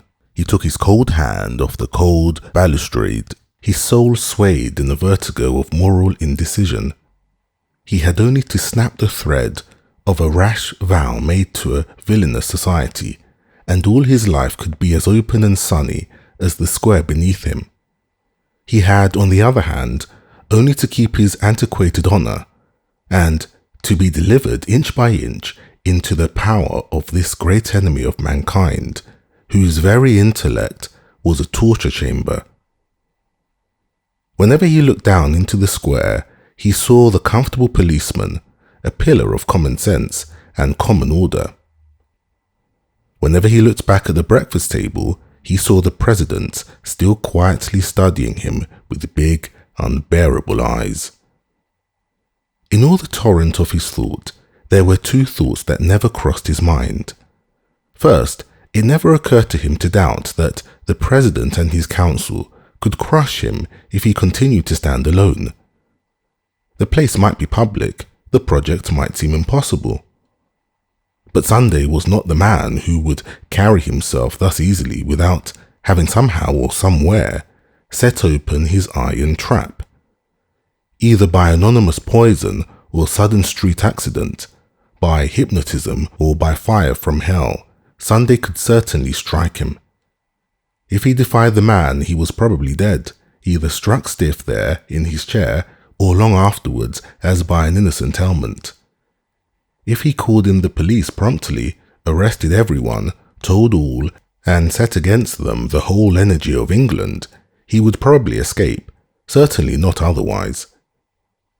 They were a balcony full of gentlemen overlooking a bright and busy square, but he felt no more safe with them than if they had been a boat full of armed pirates overlooking an empty sea. There was a second thought that never came to him. It never occurred to him to be spiritually won over to the enemy. Many moderns, inured to a weak worship of intellect and force, might have wavered in their allegiance under this oppression of a great personality. They might have called Sunday the Superman. If any such creature be conceivable, he looked indeed somewhat like it, with his earth-shaking abstraction as of a stone statue walking. He might have been called something above man, with his large plans, which were too obvious to be detected, with his large face, which was too frank to be understood. But this was a kind of modern meanness to which Syme could not sink even in his extreme morbidity. Like any man, he was coward enough to fear great force, but he was not quite coward enough to admire it. The men were eating as they talked, and even in this, they were typical. Dr. Ball and the Marquis ate casually and conventionally of the best things on the table, cold pheasant or Strasbourg pie. But the secretary was a vegetarian, and he spoke earnestly of the projected murder over half a raw tomato and 3/4 of a glass of tepid water. The old professor had such slops as suggested a sickening second childhood. And even in this, President Sunday preserved his curious predominance of mere mass. For he ate like 20 men. He ate incredibly, with a frightful freshness of appetite, so that it was like watching a sausage factory. Yet continually, when he had swallowed a dozen crumpets or drunk a quart of coffee, he would be found with his great head on one side, staring at Syme. "I have often wondered," said the Marquis, taking a great bite out of a slice of bread and jam, "whether it wouldn't be better for me to do it with a knife. Most of the best things have been brought off with a knife, and it would be a new emotion to get a knife into a French president and wriggle it round." "You are wrong," said the secretary, drawing his black brows together. "The knife was merely the expression of the old personal quarrel with a personal tyrant. Dynamite is not only our best tool, but our best symbol. It is as perfect a symbol of us as is incense of the prayers of the Christians. It expands. It only destroys because it broadens. Even so, thought only destroys thought because it broadens. A man's brain is a bomb," he cried out, loosening suddenly his strange passion and striking his own skull with violence. "My brain feels like a bomb, night and day. It must expand. It must expand. A man's brain must expand if it breaks up the universe." "I don't want the universe broken up just yet," drawled the Marquis. "I want to do a lot of beastly things before I die. I thought of one yesterday in bed." "No, if the only end of the thing is nothing," said Dr. Ball with his sphinx-like smile, "it hardly seems worth doing." The old professor was staring at the ceiling with dull eyes. "Every man knows in his heart," he said, "that nothing is worth doing." There was a singular silence, and then the secretary said, "We are wandering, however, from the point. The only question is how Wednesday is to strike the blow. I take it we should all agree with the original notion of a bomb. As to the actual arrangements, I should suggest that tomorrow morning he should go first of all to—" The speech was broken off short under a vast shadow. President Sunday had risen to his feet, seeming to fill the sky above them. "Before we discuss that," he said in a small, quiet voice, "let us go into a private room. I have something very particular to say." Syme stood up before any of the others. The instant of choice had come at last. The pistol was at his head, on the pavement before he could hear the policeman idly stir and stamp, for the morning, though bright, was cold. A barrel organ in the street suddenly sprang with a jerk into a jovial tune. Syme stood up taut, as if it had been a bugle before the battle. He found himself filled with a supernatural courage that came from nowhere. That jingling music seemed full of the vivacity, the vulgarity, and the irrational valour of the poor, who in all those unclean streets were clinging to the decencies and the charities of Christendom. His youthful prank of being a policeman had faded from his mind. He did not think of himself as the representative of the corps of gentlemen turned into fancy constables, or of the old eccentric who lived in the dark room. But he did feel himself as the ambassador of all these common and kindly people in the street, who every day marched into battle to the music of the barrel organ. And this high pride in being human had lifted him unaccountably to an infinite height above the monstrous men around him. For an instant at least, he looked down upon all their sprawling eccentricities from the starry pinnacle of the commonplace. He felt towards them all that unconscious and elementary superiority that a brave man feels over powerful beasts, or a wise man over powerful errors. He knew that he had neither the intellectual nor the physical strength of President Sunday, but in that moment he minded it no more than the fact that he had not the muscles of a tiger or a horn on his nose like a rhinoceros.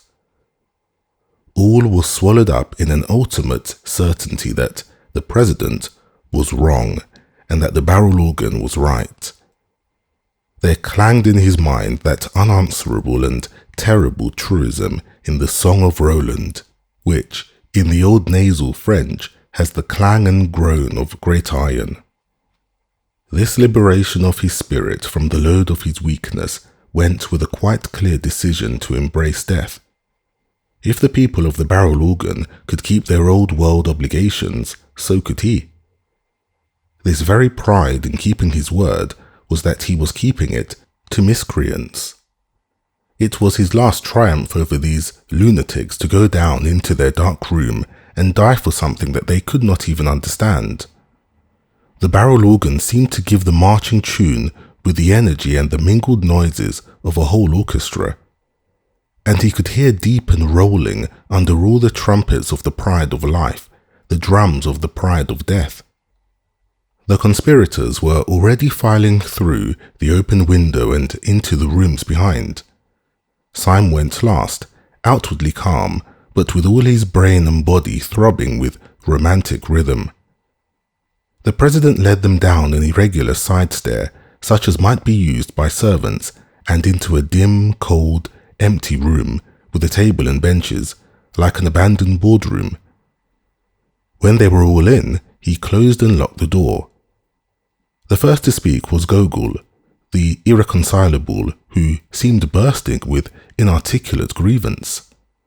"Zo," he cried with an obscure excitement, his heavy Polish accent becoming almost impenetrable.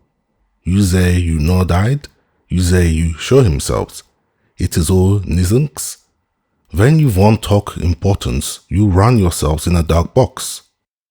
The president seemed to take the foreigner's incoherent satire with entire good humour. "You can't get hold of it yet, Gogol," he said in a fatherly way. "When once you have heard us talking nonsense on that balcony, they will not care where we go afterwards. If we had come here first, we should have had the whole staff at the keyhole. You don't seem to know anything about mankind." "I die for them," cried the Pole in thick excitement, "and I slay their oppressors. I care not for these games of concealment. I would smite the tyrant in the open square." I see, said the president, nodding kindly as he seated himself at the top of a long table. "You die for mankind first, and then you get up and smite their oppressors? So that's all right. And now may I ask you to control your beautiful sentiments and sit down with the other gentlemen at this table. For the first time this morning, something intelligent is going to be said." Syme, with the perturbed promptitude he had shown since the original summons, sat down first. Gogol sat down last, grumbling in his brown beard. No one except Syme seemed to have any notion of the blow that was about to fall. As for him, he had merely the feeling of a man mounting the scaffold with the intention, at any rate, of making a good speech. "Comrades," said the president, suddenly rising, "we have spun out of this farce long enough. I have called you down here to tell you something so simple and shocking that even the waiters upstairs, long inured to our levities, might hear some new seriousness in my voice. Comrades, we were discussing plans and naming places. I propose, before saying anything else, that those plans and places should not be voted by this meeting, but should be left wholly in the control of some one reliable member. I suggest Comrade Saturday, Dr. Bull." They all stared at him. Then they all started in their seats, for the next words, though not loud, had a living and sensational emphasis. Sunday struck the table. "Not one word more about the plans and places must be said at this meeting. Not one tiny detail more about what we mean to do must be mentioned in this company. Sunday has spent his life in astonishing his followers, but it seemed as if he had never really astonished them until now. They all moved feverishly in their seats, except Syme. He sat stiff in his, with his hand in his pocket and on the handle of his loaded revolver. When the attack on him came, he would sell his life dear. He would find out at least if the president was mortal. Sunday went on smoothly. "You will probably understand that there is only one possible motive for forbidding free speech at this festival of freedom. Strangers overhearing us matters nothing. They assume that we are joking, but what would matter, even unto death, is this, that there should be one actually among us who is not of us, who knows our grave purpose, but does not share it, who, The secretary screamed out suddenly like a woman. "It can't be," he cried, leaping. "There can't." The president flapped his large flat hand on the table like the fin of some huge fish. "Yes," he said slowly, "there is a spy in this room. There is a traitor at this table. I will waste no more words. His name—" Syme half rose from his seat, his finger firm on the trigger. "His name is Gogol," said the president. "He is that hairy humbug over there who pretends to be a Pole." Gogol sprang to his feet, a pistol in each hand. With the same flash, 3 men sprang at his throat. Even the professor made an effort to rise, but Syme saw little of the scene, for he was blinded with a beneficent darkness. He had sunk down into his seat, shuddering in a palsy and passionate relief.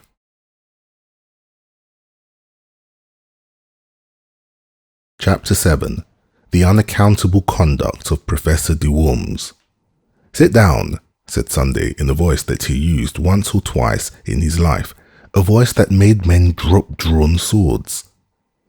The 3 who had risen fell away from Gogol, and that equivocal person himself resumed his seat. "Well, my man," said the president briskly, addressing him as one addresses a total stranger, "will you oblige me by putting your hand in your upper waistcoat pocket and showing me what you have there?" The alleged Pole was a little pale under his tangle of dark hair, but he put 2 fingers into the pocket with the apparent coolness and pulled out a blue strip of card. When Syme saw it lying on the table, he woke up again to the world outside him. For although the card lay at the other extreme of the table, and he could read nothing of the inscription on it, it bore a startling resemblance to the blue card in his own pocket, the card which had been given to him when he joined the anti-anarchist constabulary. "Pathetic Slav," said the president, "tragic child of Poland, are you prepared in the presence of that card to deny that you are in this company, shall we say, de trop?" "Right-o," said the late Gogol. It made everyone jump to hear a clear, commercial, and somewhat cockney accent coming out of that forest of foreign hair. It was irrational, as if a chairman had suddenly spoken with a Scotch accent. "I gather that you fully understand your position," said Sunday. "You bet," answered the Pole. "I see it's a fair cop. All I say is, I don't believe any Pole could have imitated my accent like I did his." "I concede the point," said Sunday. "I believe your own accent to be inimitable, though I shall practice it in my bath. Do you mind leaving your beard with your card?" "Not a bit," answered Gogol. With one finger he ripped off the whole of his shaggy head covering, emerging with thin red hair and a pale, pert face. "It was hot," he added. "I will do you the justice to say," said Sunday, not without a sort of brutal admiration, "that you seem to have kept pretty cool under it. Now listen to me. I like you. The consequence is that it would annoy me for just about 2.5 minutes if I heard that you had died in torments. Well, if you ever tell the police or any human soul about us, I shall have that 2.5 minutes of discomfort. On your discomfort I will not dwell. Good day. Mind the step." The red-haired detective, who had masqueraded as Gogol, rose to his feet without a word and walked out of the room with an air of perfect nonchalance. Yet the astonished Syme was able to realize that this ease was suddenly assumed, for there was a slight stumble outside the door which showed that the departing detective had not minded the step.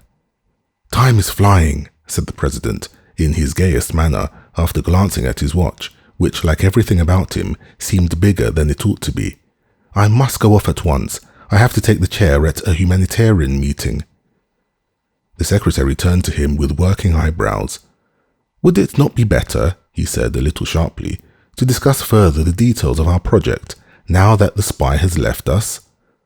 "No, I think not," said the president with a yawn, like an unobtrusive earthquake. "Leave it as it is. Let Saturday settle it. I must be off. Breakfast here next Sunday." but the late loud scenes had whipped up the almost naked nerves of the secretary. He was one of those men who are conscious even in crime. "I must protest, President, that the thing is irregular," he said.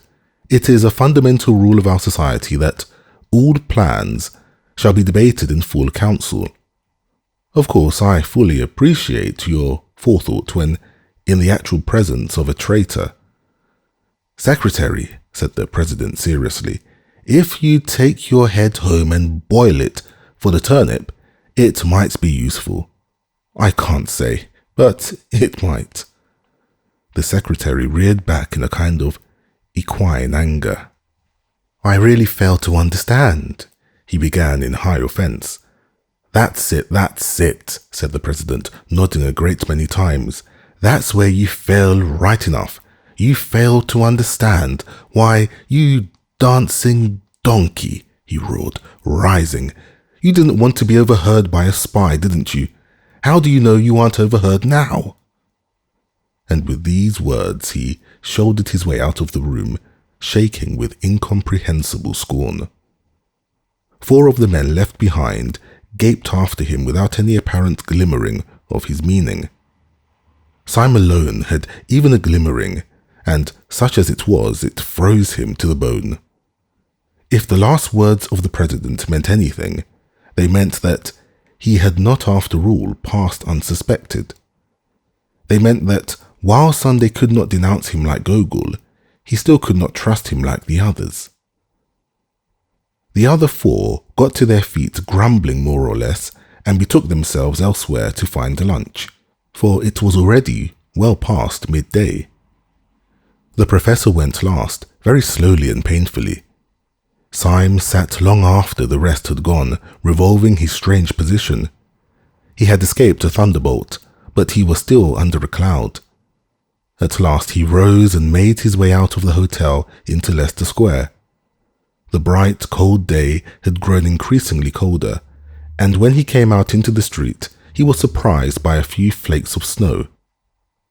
While he still carried the swordstick and the rest of Gregory's portable luggage, he had thrown the cloak down and left it somewhere, perhaps on the steam tug, perhaps on the balcony.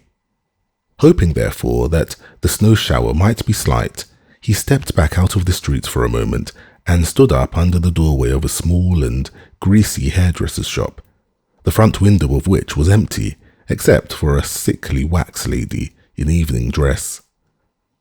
Snow, however, began to thicken and fall fast, and Syme, having found one glance at the wax lady quite sufficient to depress his spirits, stared out instead into the white and empty street. He was considerably astonished to see, standing quite still outside the shop and staring into the window, a man. His top hat was loaded with snow, like the hat of Father Christmas. The white drift was rising round his boots and ankles, but it seemed as if nothing could tear him away from the contemplation of the colourless wax doll in dirty evening dress. That any human being should stand in such weather looking into such a shop was a matter of sufficient wonder to Syme, but his idle wonder turned suddenly into a personal shock, for he realized that the man standing there was the paralytic old Professor de Worms. It scarcely seemed the place for a person of his years and infirmities. Syme was ready to believe anything about the perversions of this dehumanized brotherhood, but even he could not believe that the Professor had fallen in love with that particular wax lady. He could only suppose that the man's malady, whatever it was, involved some momentary fits of rigidity or trance. He was not inclined, however, to feel in this case any very compassionate concern. On the contrary, he rather congratulated himself that the Professor's stroke and his elaborate and limping walk would make it easy to escape from him and leave him miles behind. For Syme thirsted first and last to get clear of the whole poisonous atmosphere, if only for an hour. Then he could collect his thoughts, formulate his policy, and decide finally whether he should or should not keep faith with Gregory. He strolled away through the dancing snow, turned up 2 or 3 streets, down through 2 or 3 others, and entered a small Soho restaurant for lunch. He partook reflectively of 4 small and quaint courses, drank half a bottle of red wine, and ended up over black coffee and a black cigar, still thinking. He had taken his seat in the upper room of the restaurant, which was full of the chink of knives and the chatter of foreigners. He remembered that, in old days, he had imagined that all these harmless and kindly aliens were anarchists. He shuddered, remembering the real thing. But even the shudder had the delightful shame of escape. The wine, the common food, the familiar place, the faces of natural and talkative men made him almost feel as if the Council of the 7 Days had been a bad dream, and although he knew it was nevertheless an objective reality, it was at least a distant one. Tall houses and populous streets lay between him and his last sight of the shameful 7. He was free in free London, and drinking wine among the free.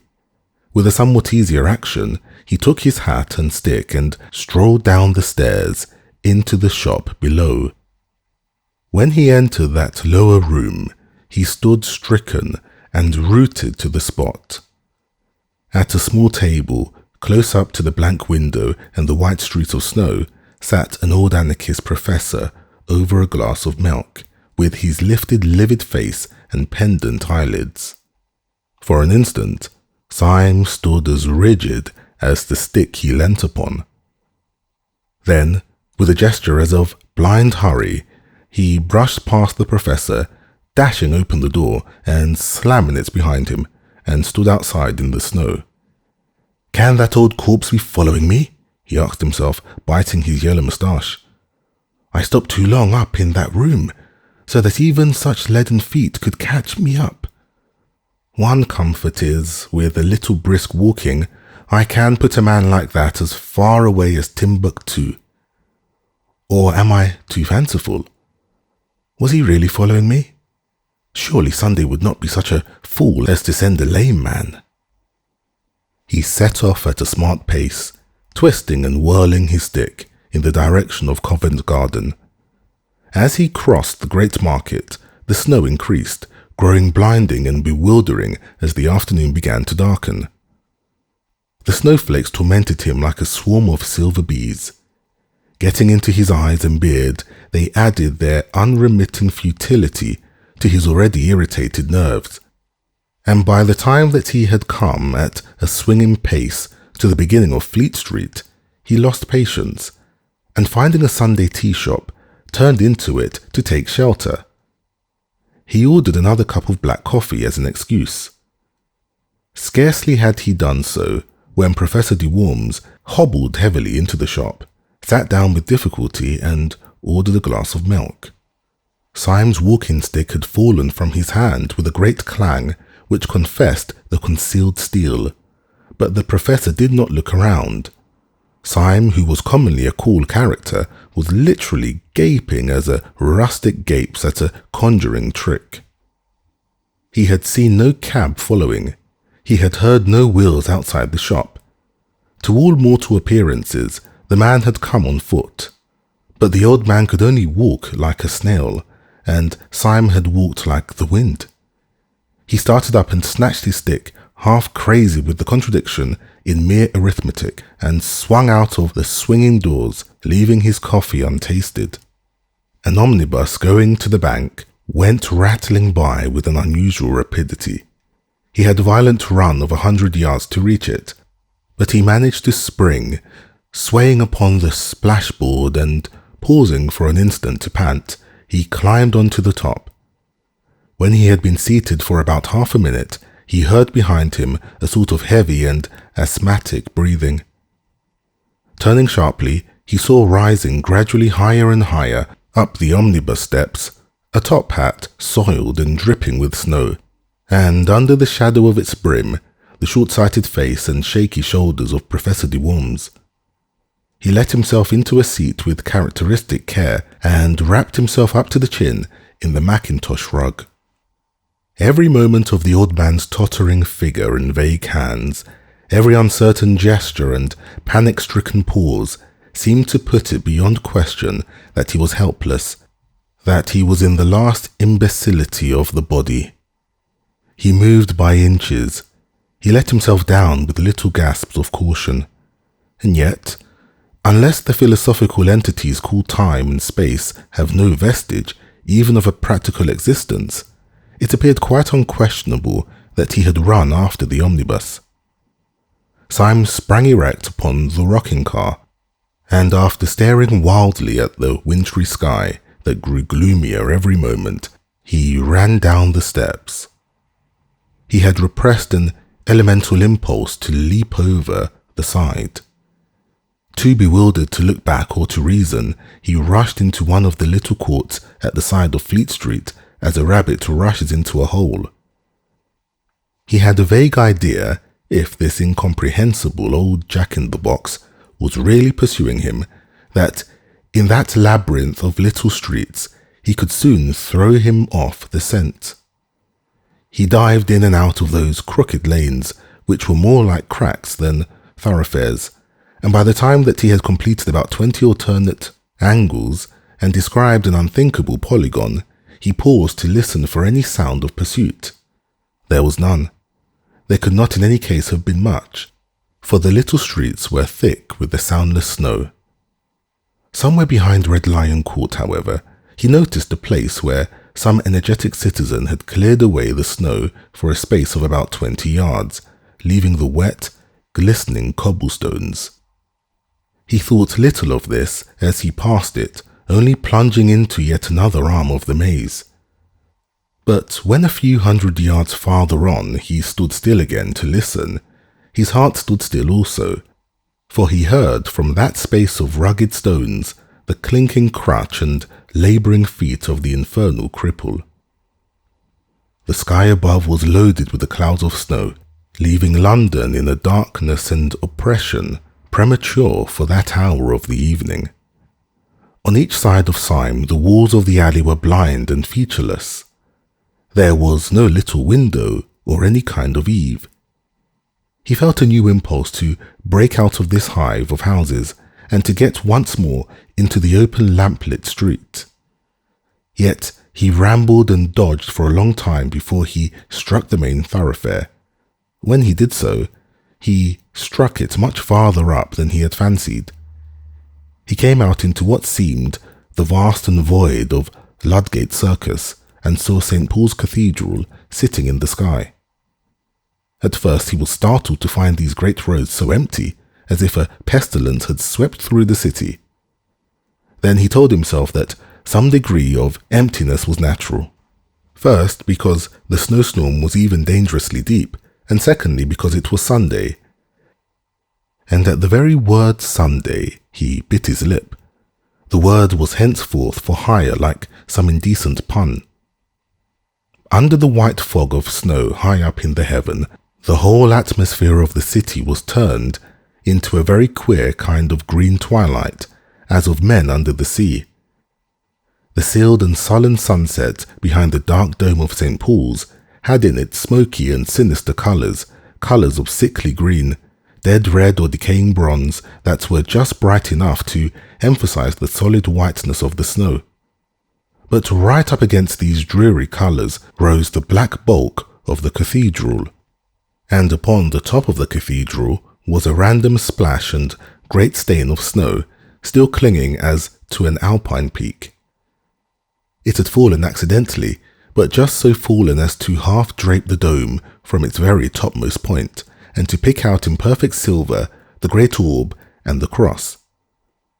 When Syme saw it, he suddenly straightened himself and made with his sword-stick an involuntary salute. He knew that that evil figure, his shadow, was creeping quickly or slowly behind him, and he did not care. It seemed a symbol of human faith and valour that, while the skies were darkening, that high place of the earth was bright. The devils might have captured heaven, but they had not yet captured the cross. He had a new impulse to tear out the secret of this dancing, jumping and pursuing paralytic, and at the entrance of the court, as it opened upon the circus, he turned, stick in hand, to face his pursuer. Professor de Worms came slowly round the corner of the irregular alley behind him, his unnatural form outlined against a lonely gas lamp, irresistibly recalling that very imaginative figure in the nursery rhymes, the crooked man who went a crooked mile. He really looked as if he had been twisted out of shape by the tortuous streets he had been threading. He came nearer and nearer, the lampstand shining on his lifted spectacles, his lifted, patient face. Syme waited for him as St. George waited for the dragon, as a man waits for a final explanation or for death.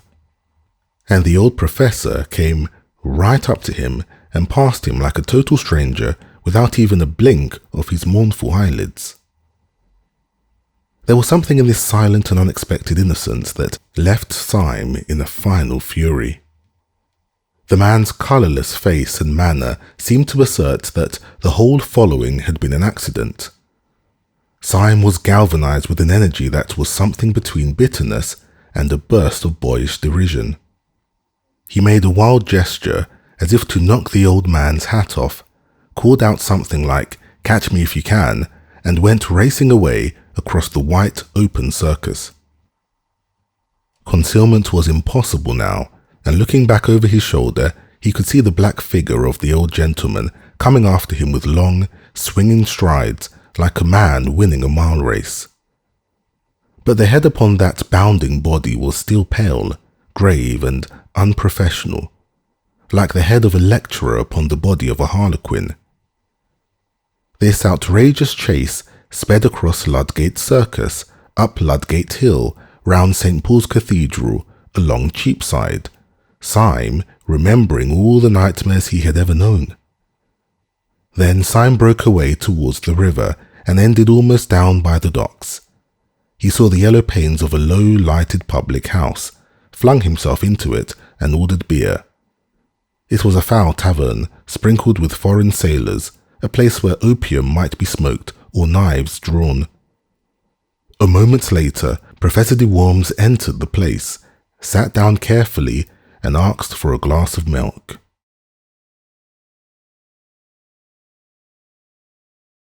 Chapter 8. The Professor Explains. When Gabriel Syme found himself finally established in a chair, and opposite to him, fixed and final also, the lifted eyebrows and leaden eyelids of the professor, his fears fully returned. This incomprehensible man from the fierce council, after all, had certainly pursued him.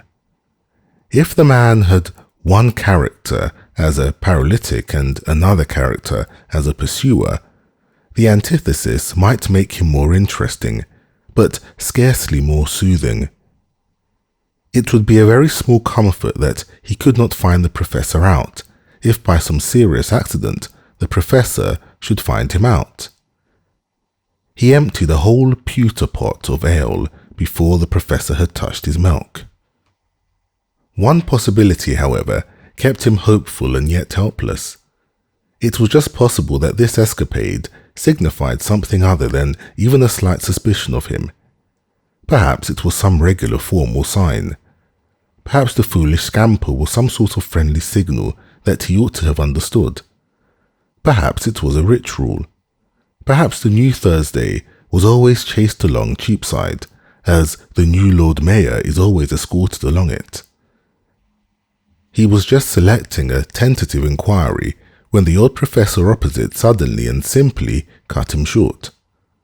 Before Syme could ask the first diplomatic question, the old anarchist had asked suddenly, without any sort of preparation, "Are you a policeman?" Whatever else Syme had expected, he had never expected anything so brutal and actual as this. Even his great presence of mind could only manage a reply with an air of rather blundering jocularity.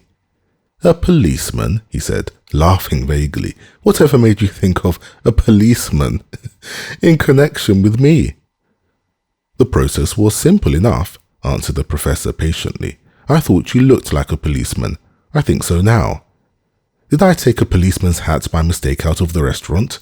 asked Syme, smiling wildly. "Have I by any chance got a number stuck to me somewhere? Have my boots, Got that watchful look? Why must I be a policeman? Do let me be a postman."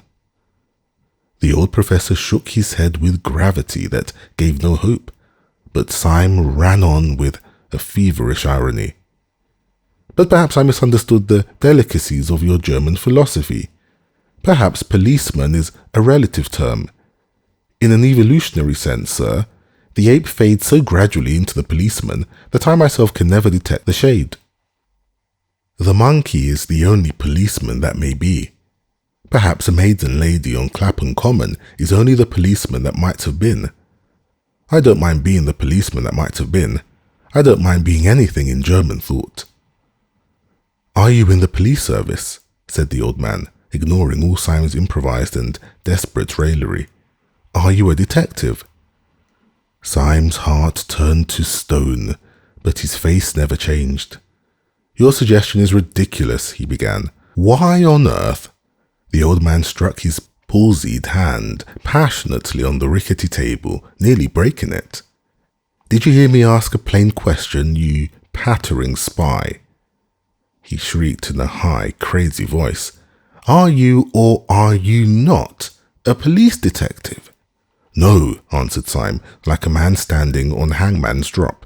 "You swear it," said the old man, leaning across to him, his dead face becoming, as it were, loathsomely alive.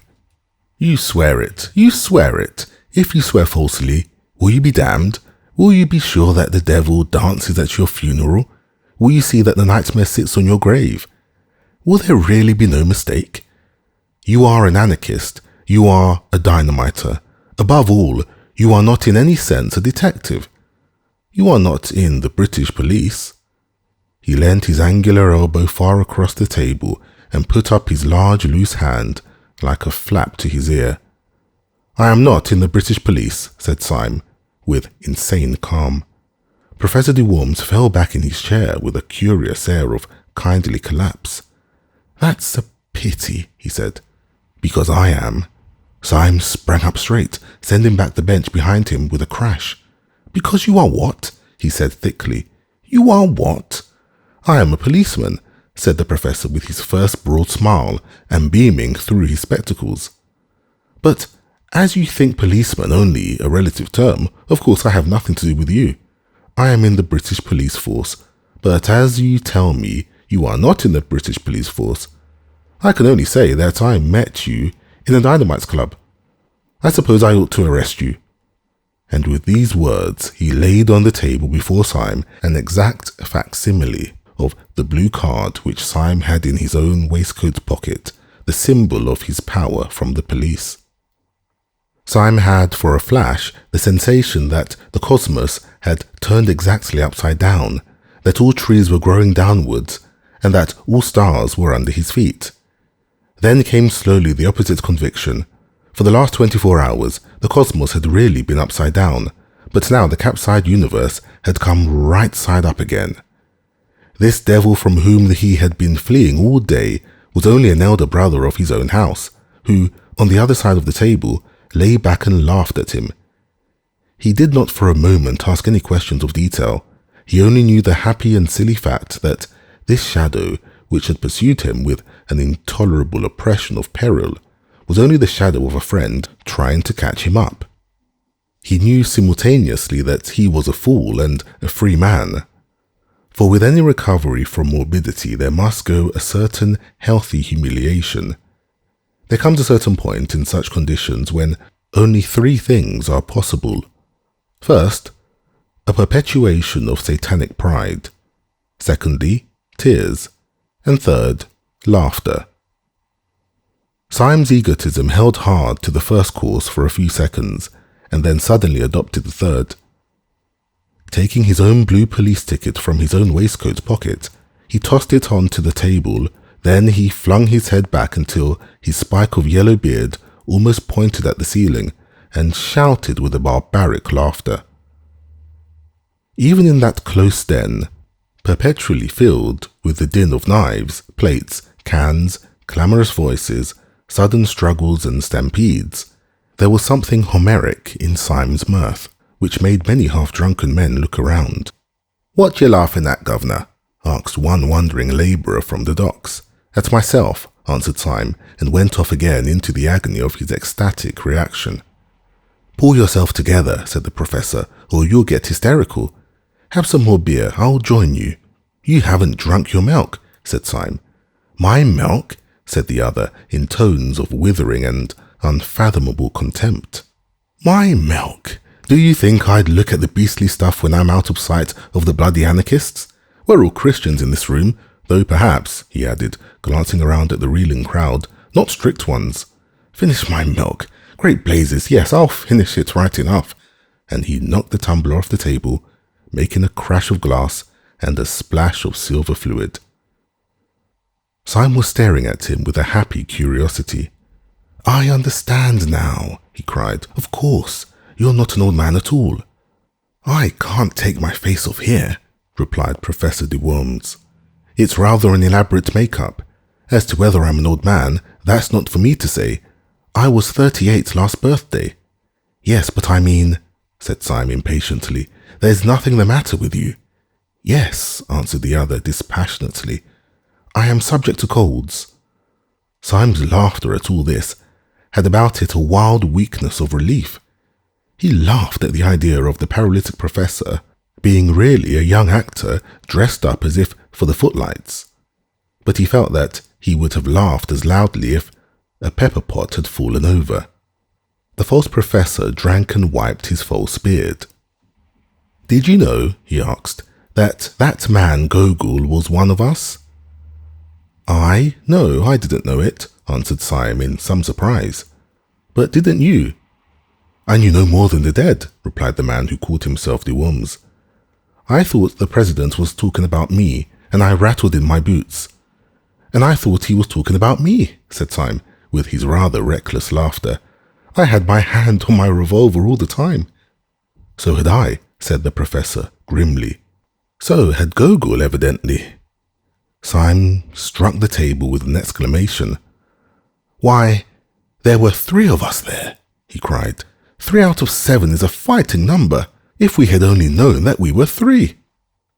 The face of Professor de Worms darkened, but he did not look up. We were 3, he said. If we had been 300, we could still have done nothing. Not if we were 300 against 4? asked Syme, jeering rather boisterously. No, said the professor with sobriety, not if we were 300 against Sunday. And the mere name struck Syme cold and serious. His laughter had died in his heart before it could die on his lips. The face of the unforgettable president sprang into his mind as startling as a coloured photograph, and he remarked this difference between Sunday and all his satellites, that their faces, however fierce or sinister, became gradually blurred by memory like other human faces, whereas Sundays seemed almost to grow more actual during absence, as if a man's painted portrait should slowly come alive. They were both silent for a measure of moments, and then Syme's speech came with a rush, like the sudden foaming of champagne. Professor, he cried, it is intolerable. Are you afraid of this man? The professor lifted his heavy lids and gazed at Syme with large, wide-open blue eyes of an almost ethereal honesty. Yes, I am, he said mildly. So are you. Syme was dumb for an instant. Then he rose to his feet erect, like an insulted man, and thrust the chair away from him. Yes, he said in a voice indescribable, you are right. I am afraid of him. Therefore I swear by God that I will seek out this man whom I fear until I find him, and strike him on the mouth. If heaven were his throne and earth his footstool, I swear that I would pull him down. How? Asked the staring professor. Why? Because I am afraid of him, said Syme, and no man should leave in the universe anything of which he is afraid. De Worms blinked at him with a sort of blind wonder. He made an effort to speak, but Syme went on in a low voice, but with an undercurrent of inhuman exultation. Who would condescend to strike down the mere things that he does not fear? Who would debase himself to be merely brave, like any common prize fighter? Who would stoop to be fearless, like a tree? Fight the thing that you fear. You remember the old tale of the English clergyman who gave the last rites to the brigand of Sicily, and how on his deathbed the great robber said, "I can give you no money, but I can give you advice for a lifetime. Your thumb on the blade and strike upwards." So I say to you, strike upwards if you strike at the stars. The other looked at the ceiling, one of the tricks of his pose. "Sunday is a fixed star," he said. "You shall see him a falling star," said Syme, and put on his hat. The decision of his gesture drew the professor vaguely to his feet. "Have you any idea," he asked, with a sort of benevolent bewilderment, "exactly where you are going?" "Yes," replied Syme shortly. "I am going to prevent this bomb being thrown in Paris." "Have you any conception how?" inquired the other. "No," said Syme, with equal decision. "You remember, of course," resumed the soi-disant de Worms, pulling his beard and looking out of the window, "that when we broke up rather hurriedly, the whole arrangements for the atrocity were left in the private hands of the Marquis and Dr. Bull. The Marquis is by this time probably crossing the Channel, but where he will go and what he will do is doubtful whether even the President knows. Certainly we don't know. The only man who does know is Dr. Bull." "Confound it!" cried Syme. "And we don't know where he is." "Yes," said the other in his curious, absent-minded way. "I know where he is myself." "Will you tell me?" said Syme with eager eyes. "I will take you there," said the professor, and took down his own hat from a peg. Syme stood looking at him with a sort of rigid excitement. "What do you mean?" he asked sharply. "Will you join me? Will you take the risk?" "Young man," said the professor pleasantly, "I am amused to observe that you think I am a coward. As to what I will say, only one word, and that shall be entirely in the manner of your own philosophical rhetoric. You think that it is possible to pull down the president. I know that it is impossible, and I am going to try it." And opening the tavern door, which let in a blast of bitter air, they went out together into the dark streets by the docks. Most of the snow was melted or trampled to mud, but here and there a clot of it still showed grey rather than white in the gloom. The small streets were sloppy and full of pools, which reflected the flaming lamps irregularly and by accident like fragments of some other and fallen world. Syme felt almost dazed as he stepped through this growing confusion of lights and shadows, but his companion walked on with a certain briskness towards where, at the end of the street, an inch or two of the lamplit river looked like a bar of flame. "Where are you going?" Syme inquired. "Just now," answered the professor, "I am going just round the corner to see whether Dr. Bull has gone to bed. He is hygienic and retires early." "Dr. Bull!" exclaimed Syme. "Does he live round the corner?" "No," answered his friend. "As a matter of fact, he lives some way off, on the other side of the river, but we can tell from here whether he has gone to bed." Turning the corner as he spoke, and facing the dim river, flecked with flame, he pointed with his stick to the other bank. On the Surrey side at this point, there ran out into the Thames, seeming almost to overhang it, a bulk and cluster of those tall tenements, dotted with lighted windows and rising like factory chimneys to an almost insane height. Their special poise and position made one block of buildings especially look like a Tower of Babel with 100 eyes. Syme had never seen any of the skyscraping buildings in America, so he could only think of the buildings in a dream. Even as he stared, the highest light in the innumerably lighted turret abruptly went out, as if this black Argus had winked at him with one of his innumerable eyes. Professor de Worms swung round on his heel and struck his stick against his boot. "We are too late," he said. "The hygienic doctor has gone to bed."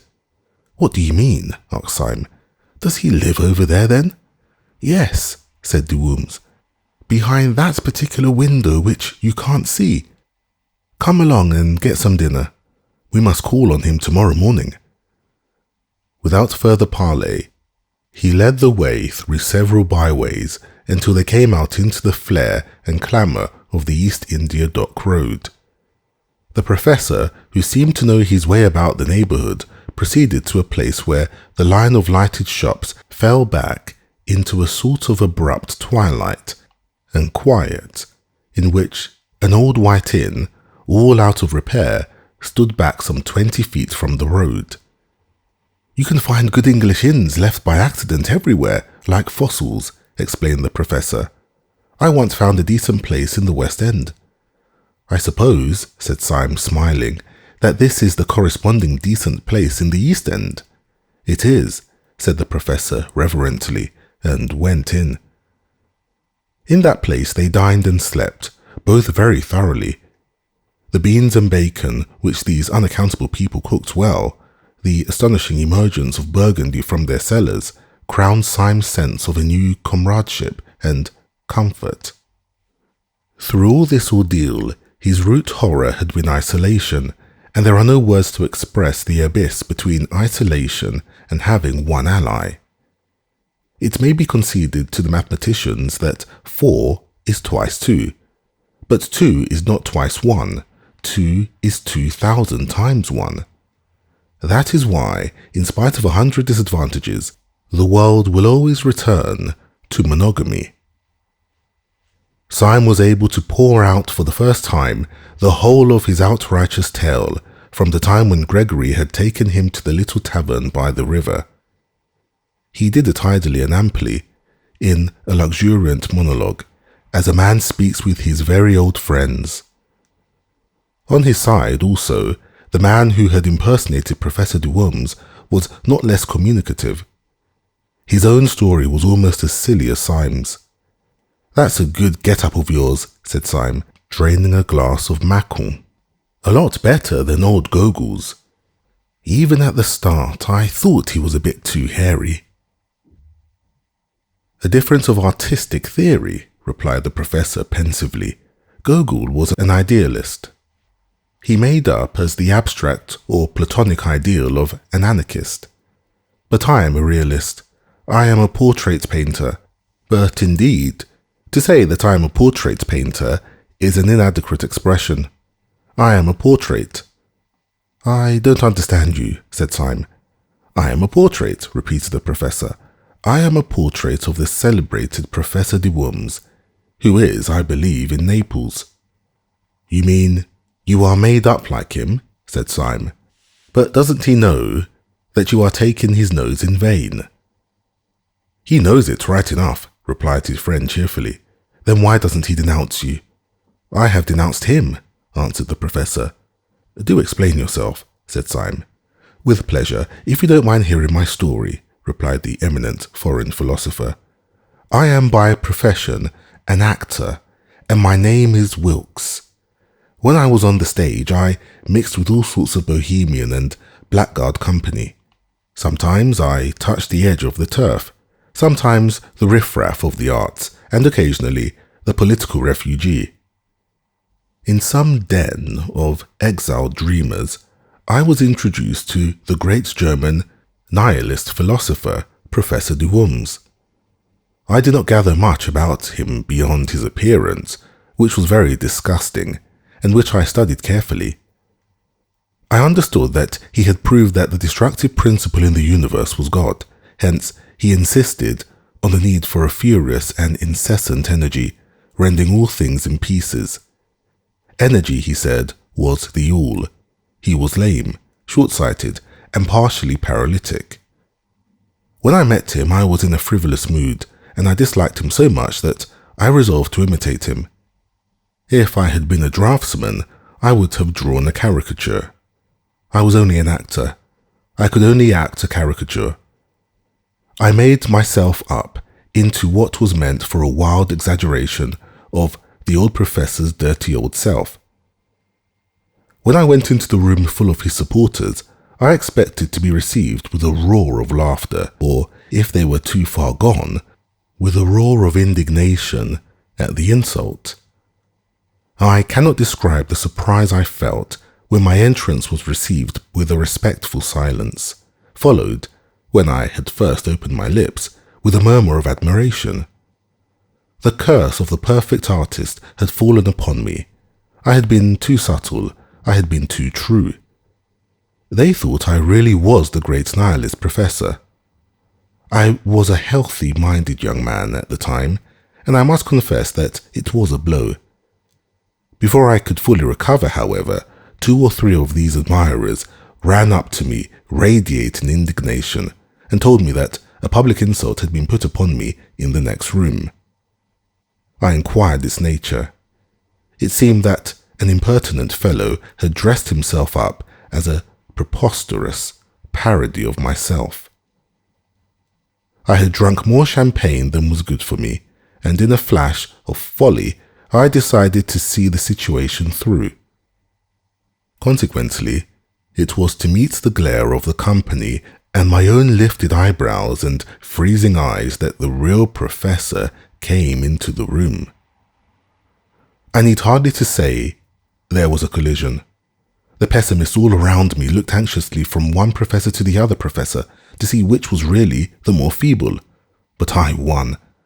An old man in poor health, like my rival, could not be expected to be so impressively feeble as a young actor in the prime of life. You see, he really had paralysis, and working within this definite limitation, he couldn't be so jolly paralytic as I was. Then he tried to blast my claims intellectually. I countered that by a very simple dodge. Whenever he said something that nobody but he could understand, I replied with something which I could not even understand myself. "I don't fancy," he said, "that you could have worked out the principle that evolution is only negation, since there inheres in it the introduction of lacuna, which are an essential of differentiation." I replied quite scornfully, "You read all that up in Pinckwerts. The notion that involution functioned eugenically was exposed long ago by Glomper. It is unnecessary for me to say that there never were such people as Pinckwerts and Glomper, but the people all round, rather to my surprise, seemed to remember them quite well, and the professor, finding that the learned and mysterious method left him rather at the mercy of an enemy slightly deficient in scruples, fell back upon a more popular form of wit. "I see," he sneered, "you prevail like a false pig in Aesop." "And you fail," I answered, smiling, "like a hedgehog in Montaigne." Need I say that there is no hedgehog in Montaigne? "Your claptrap comes off," he said. "So would your beard." I had no intelligent answer to this, which was quite true and rather witty, but I laughed heartily, answered, like the Pantheist boots, at random, and turned on my heel with all the honours of victory. The real professor was thrown out, but not with violence, though one man tried very patiently to pull off his nose. He is now, I believe, received everywhere in Europe as a delightful impostor. His apparent earnestness and anger, you see, make him all the more entertaining. "Well," said Syme, "I can understand your putting on his dirty old beard for a night's practical joke, but I don't understand your never taking it off again." "That is the rest of the story," said the impersonator. "When I myself left the company, followed by reverent applause, I went limping down the dark street, hoping that I should soon be far enough away to be able to walk like a human being. To my astonishment, as I was turning the corner, I felt a touch on the shoulder, and turning, found myself under the shadow of an enormous policeman. He told me I was wanted. I struck a sort of paralytic attitude and cried in a high German accent, "Yes, I am wanted by the oppressed of the world. You are arresting me on the charge of being the great anarchist, Professor de Worms." The policeman impassively consulted a paper in his hand. "No, sir," he said civilly. "At least, not exactly, sir. I am arresting you on the charge of not being the celebrated anarchist, Professor de Worms." This charge, if it was criminal at all, was certainly the lighter of the two, and I went along with the man, doubtful but not greatly dismayed. I was shown into a number of rooms and eventually into the presence of a police officer who explained that a serious campaign had been opened against the centers of anarchy, and that this, my successful masquerade, might be of considerable value to the public safety. He offered me a good salary and this little blue card. Though our conversation was short, he struck me as a man of very massive common sense and humour, but I cannot tell you much about him personally because... Syme laid down his knife and fork. I know, he said, because you talked to him in a dark room. Professor de Worms nodded and drained his glass.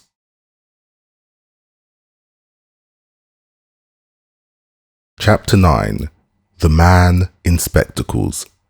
Burgundy is a jolly thing, said the professor sadly, as he set his glass down. You don't look as if it were, said Syme. You drink as if it were medicine.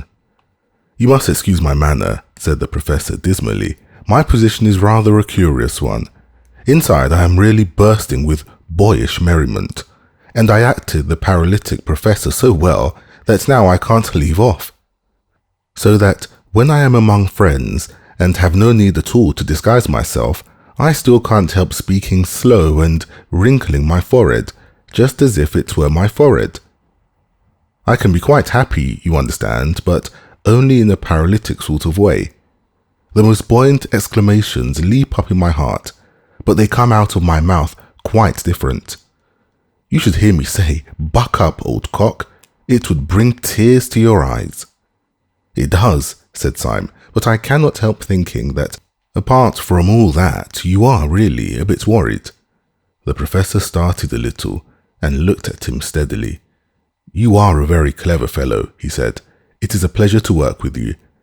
Yes, I have rather a heavy cloud in my head.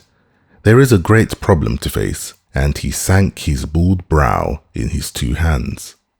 Then he said in a low voice, Can you play the piano? Yes, said Syme in simple wonder. I'm supposed to have a good touch. Then, as the other did not speak, he added, I trust the great cloud is lifted.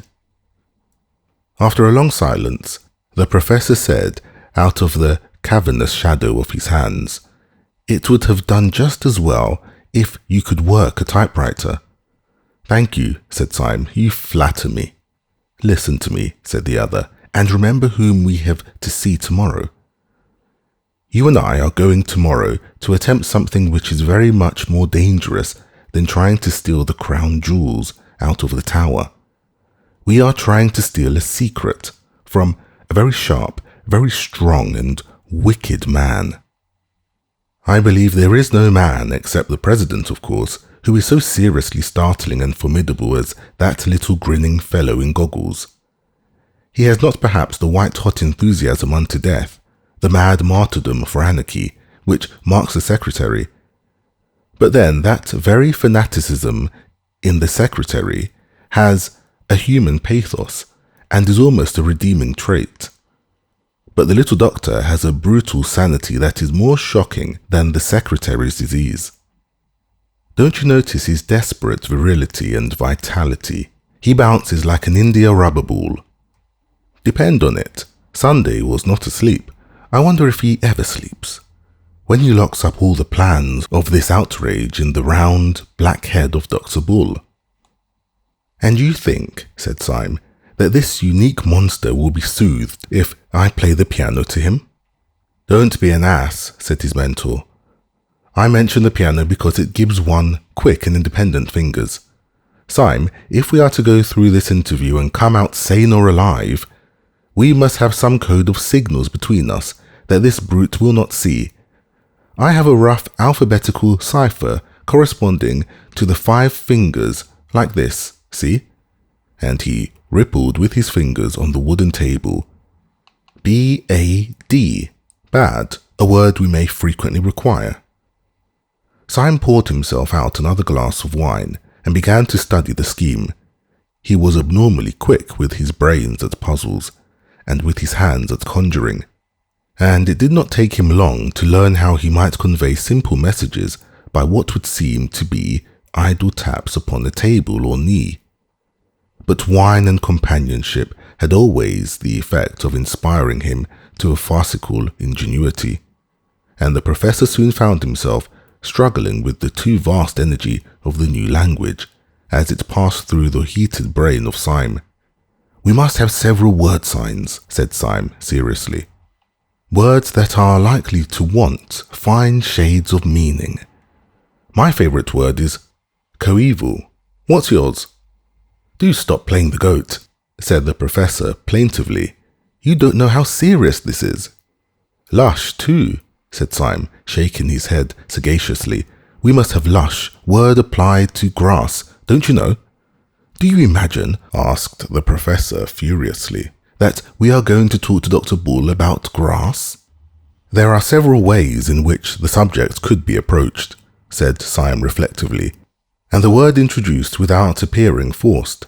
"We might say, Dr. Bull, as a revolutionist, you remember that a tyrant once advised us to eat grass, and indeed many of us, looking on the fresh, lush grass of summer—" "Do you understand," said the other, "that this is a tragedy?"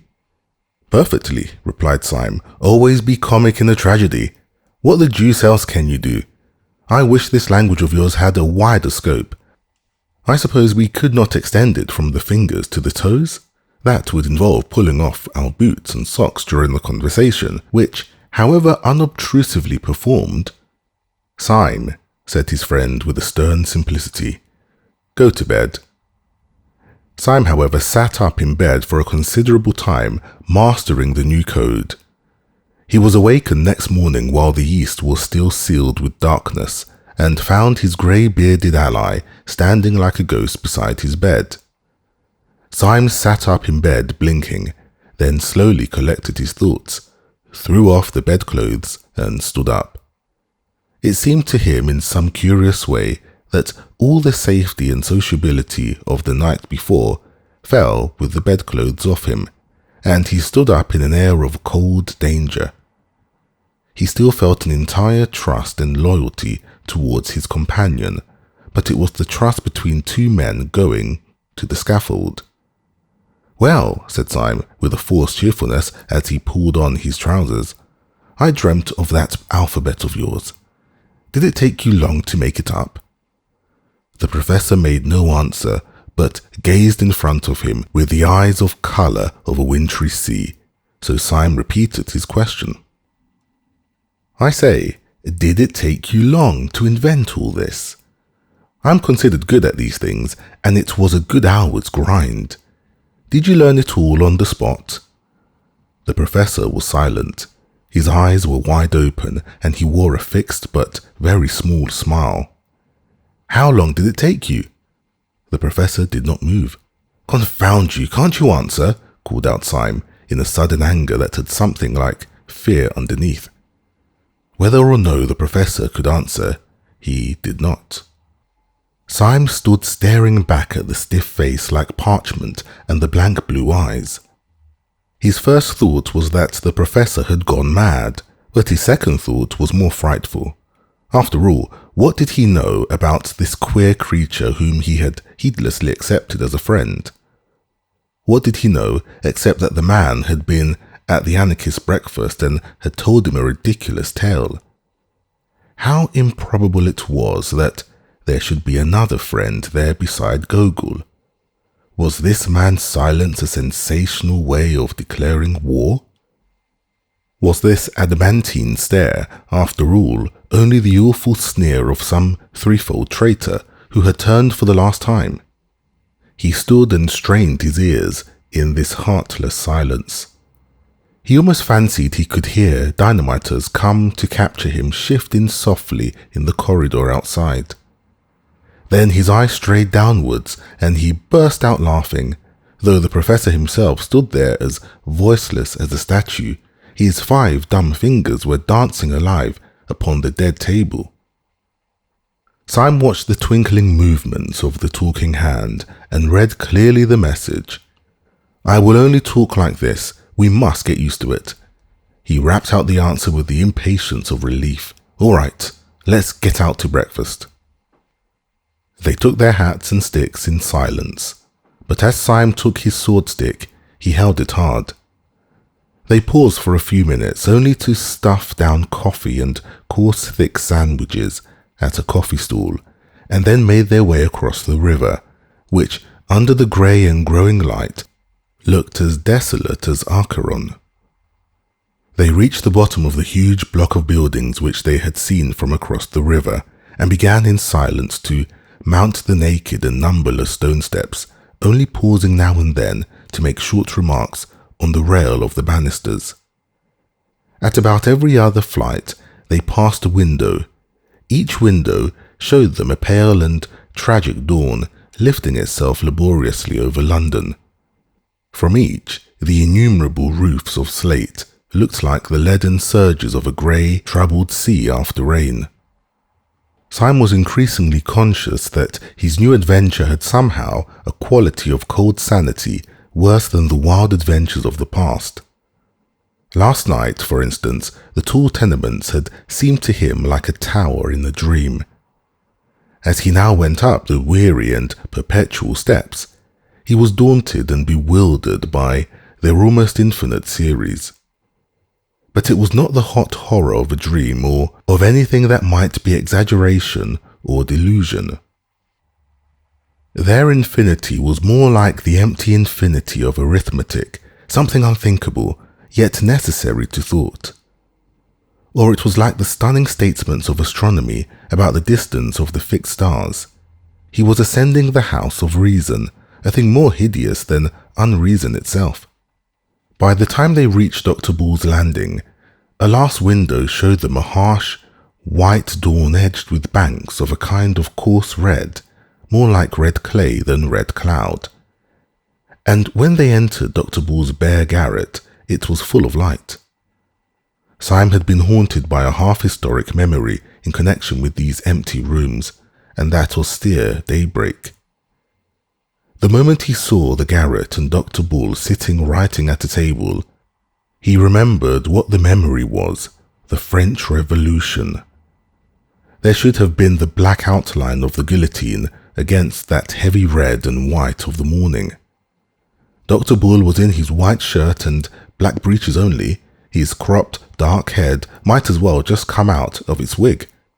He might have been Marat or a more slipshod Robespierre. Yet, when he was seen properly, the French fancy fell away. The Jacobins were idealists. There was about this man a murderous materialism. His position gave him a somewhat new appearance. The strong, white light of morning, coming from one side, creating sharp shadows, made him seem both more pale and more angular than he had looked at the breakfast on the balcony. Thus, the two black glasses that encased his eyes might really have been black cavities in his skull, making him look like a death's head. And indeed, if ever Death himself sat writing at a wooden table, it might have been he. He looked up and smiled brightly enough as the men came in, and rose with the resilient rapidity of which the professor had spoken. He set chairs for both of them, and going to a peg behind the door, proceeded to put on a coat and waistcoat of rough, dark tweed. He buttoned it up neatly, and came back to sit down at his table. The quiet good humour of his manner left his two opponents helpless. It was with some momentary difficulty that the professor broke silence, and began. "I'm sorry to disturb you so early, comrade," said he, with a careful resumption of the slow de Worms manner. "You have no doubt made all the arrangements for the Paris affair?" Then he added with infinite slowness, "We have information which renders intolerable anything in the nature of a moment's delay." Dr. Bull smiled again, but continued to gaze on them without speaking. The professor resumed, a pause before each weary word. "Please do not think me excessively abrupt, but I advise you to alter those plans, or if it is too late for that, to follow your agent with all the support you can get for him. Comrade Syme and I have had an experience which it would take more time to recount than we can afford, if we are to act on it. I will, however, relate the occurrence in detail, even at the risk of losing time, if you really feel that it is essential to the understanding of the problem we have to discuss. He was spinning out of his sentences, making them intolerably long and lingering, in the hope of maddening the practical little doctor into an explosion of impatience which might show his hand. But the little doctor continued only to stare and smile, and the monologue was uphill work. Syme began to feel a new sickness and despair. The doctor's smile and silence were not at all like the cataleptic stare and horrible silence which he had confronted in the professor half an hour before. About the professor's makeup and all his antics, there was always something merely grotesque, like a gollywog. Syme remembered those wild woes of yesterday as one remembers being afraid of bogey in childhood. But here was daylight. Here was a healthy, square-shouldered man in tweeds. Not odd, save for the accident of his ugly spectacles, not glaring or grinning at all, but smiling steadily and not saying a word. The whole had a sense of unbearing reality. Under the increasing sunlight, the colours of the doctor's complexion, the pattern of his tweeds, grew and expanded outrageously, as such things grow too important in a realistic novel. But his smile was quite slight, the pose of his head polite. The only uncanny thing was his silence. "As I say," resumed the professor, like a man toiling through heavy sand, "the incident that has occurred to us and has led us to ask for information about the Marquis is one which you may think it better to have narrated, but as it came in the way of Comrade Syme rather than me," his words seemed to be dragging out like words in an anthem, but Syme, who was watching, saw his long fingers rattle quickly on the edge of the crazy table. He read the message, "You must go on. The devil has sucked me dry."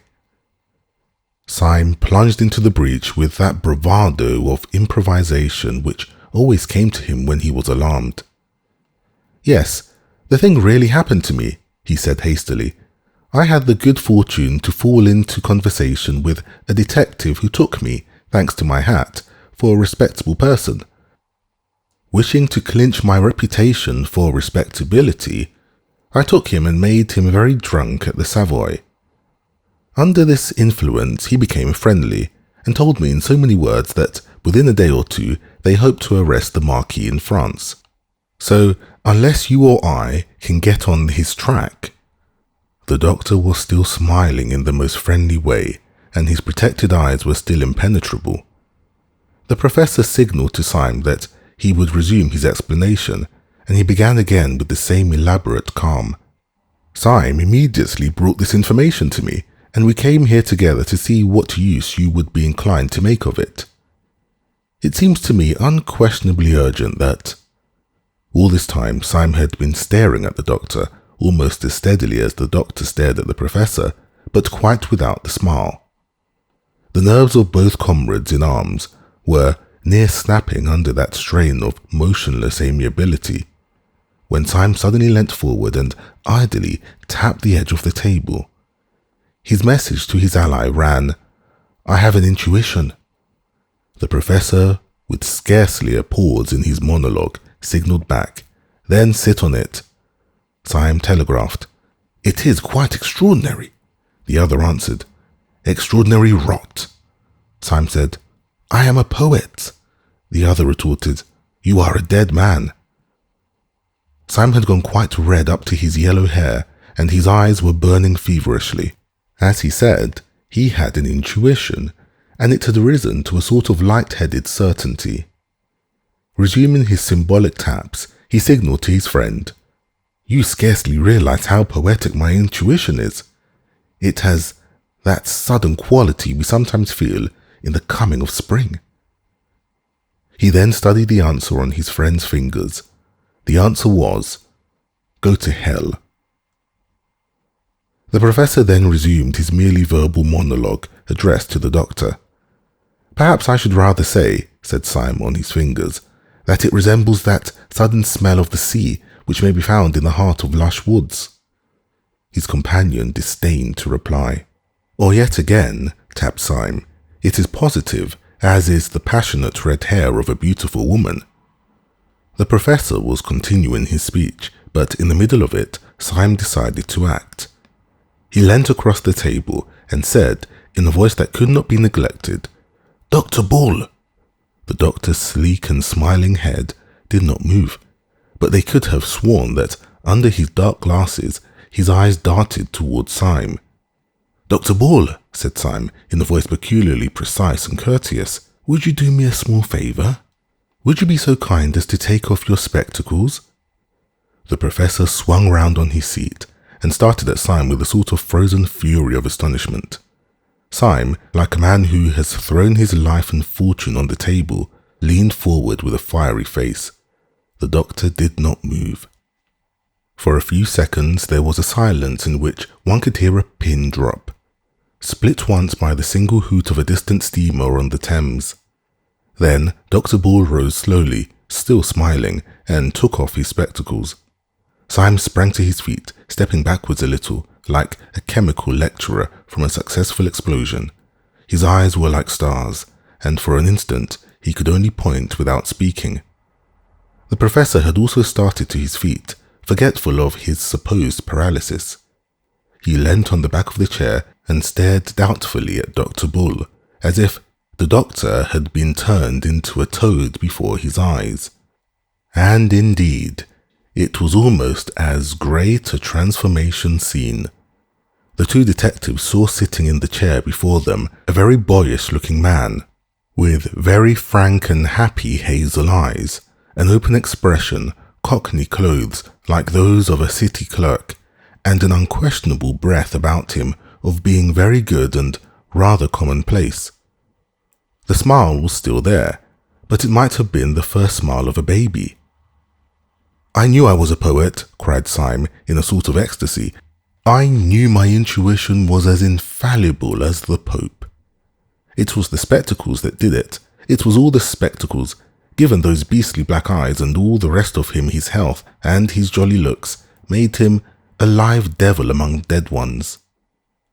"It certainly does make a queer difference," said the professor shakily. "But as regards the project of Dr. Bull—" "Project be damned," roared Syme, beside himself. "Look at him, look at his face, look at his collar, look at his blessed boots. You don't suppose, do you, that thing's an anarchist?" "Syme!" cried the other in an apprehensive agony. "Why, by God," said Syme, "I'll take the risk of that myself. Dr. Bull, I am a police officer. There's my card," and he flung down the blue card upon the table. The professor still feared that all was lost, but he was loyal. He pulled out his own official card and put it beside his friend's. Then the third man burst out laughing, and for the first time that morning they heard his voice. "I'm awfully glad you chaps have come so early," he said with a sort of schoolboy flippancy, "for we can all start for France together.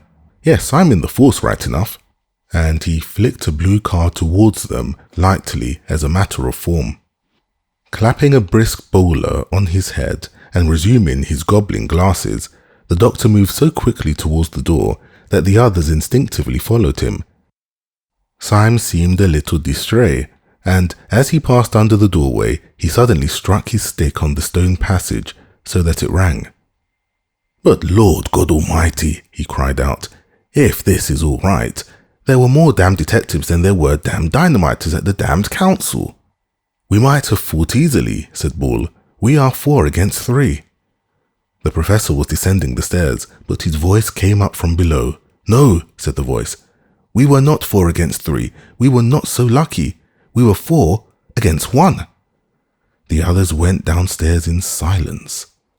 The young man, called Bull, with an innocent courtesy characteristic of him, insisted on going last until they reached the street, but there his own robust rapidity asserted itself unconsciously, and he walked quickly on ahead towards a railway inquiry office, talking to the others over his shoulder. "It is jolly to get some pals," he said. "I've been half dead with the jumps. Being quite alone, I nearly flung my arms around Gogol and embraced him. which would have been imprudent. I hope you won't despise me for having been in a blue funk." "All the blue devils in blue hell," said Syme, "contributed to my blue funk. But the worst devil was you and your infernal goggles." The young man laughed delightedly. "Was it a rag?" he said. "Such a simple idea, not my own. I haven't got the brains. You see,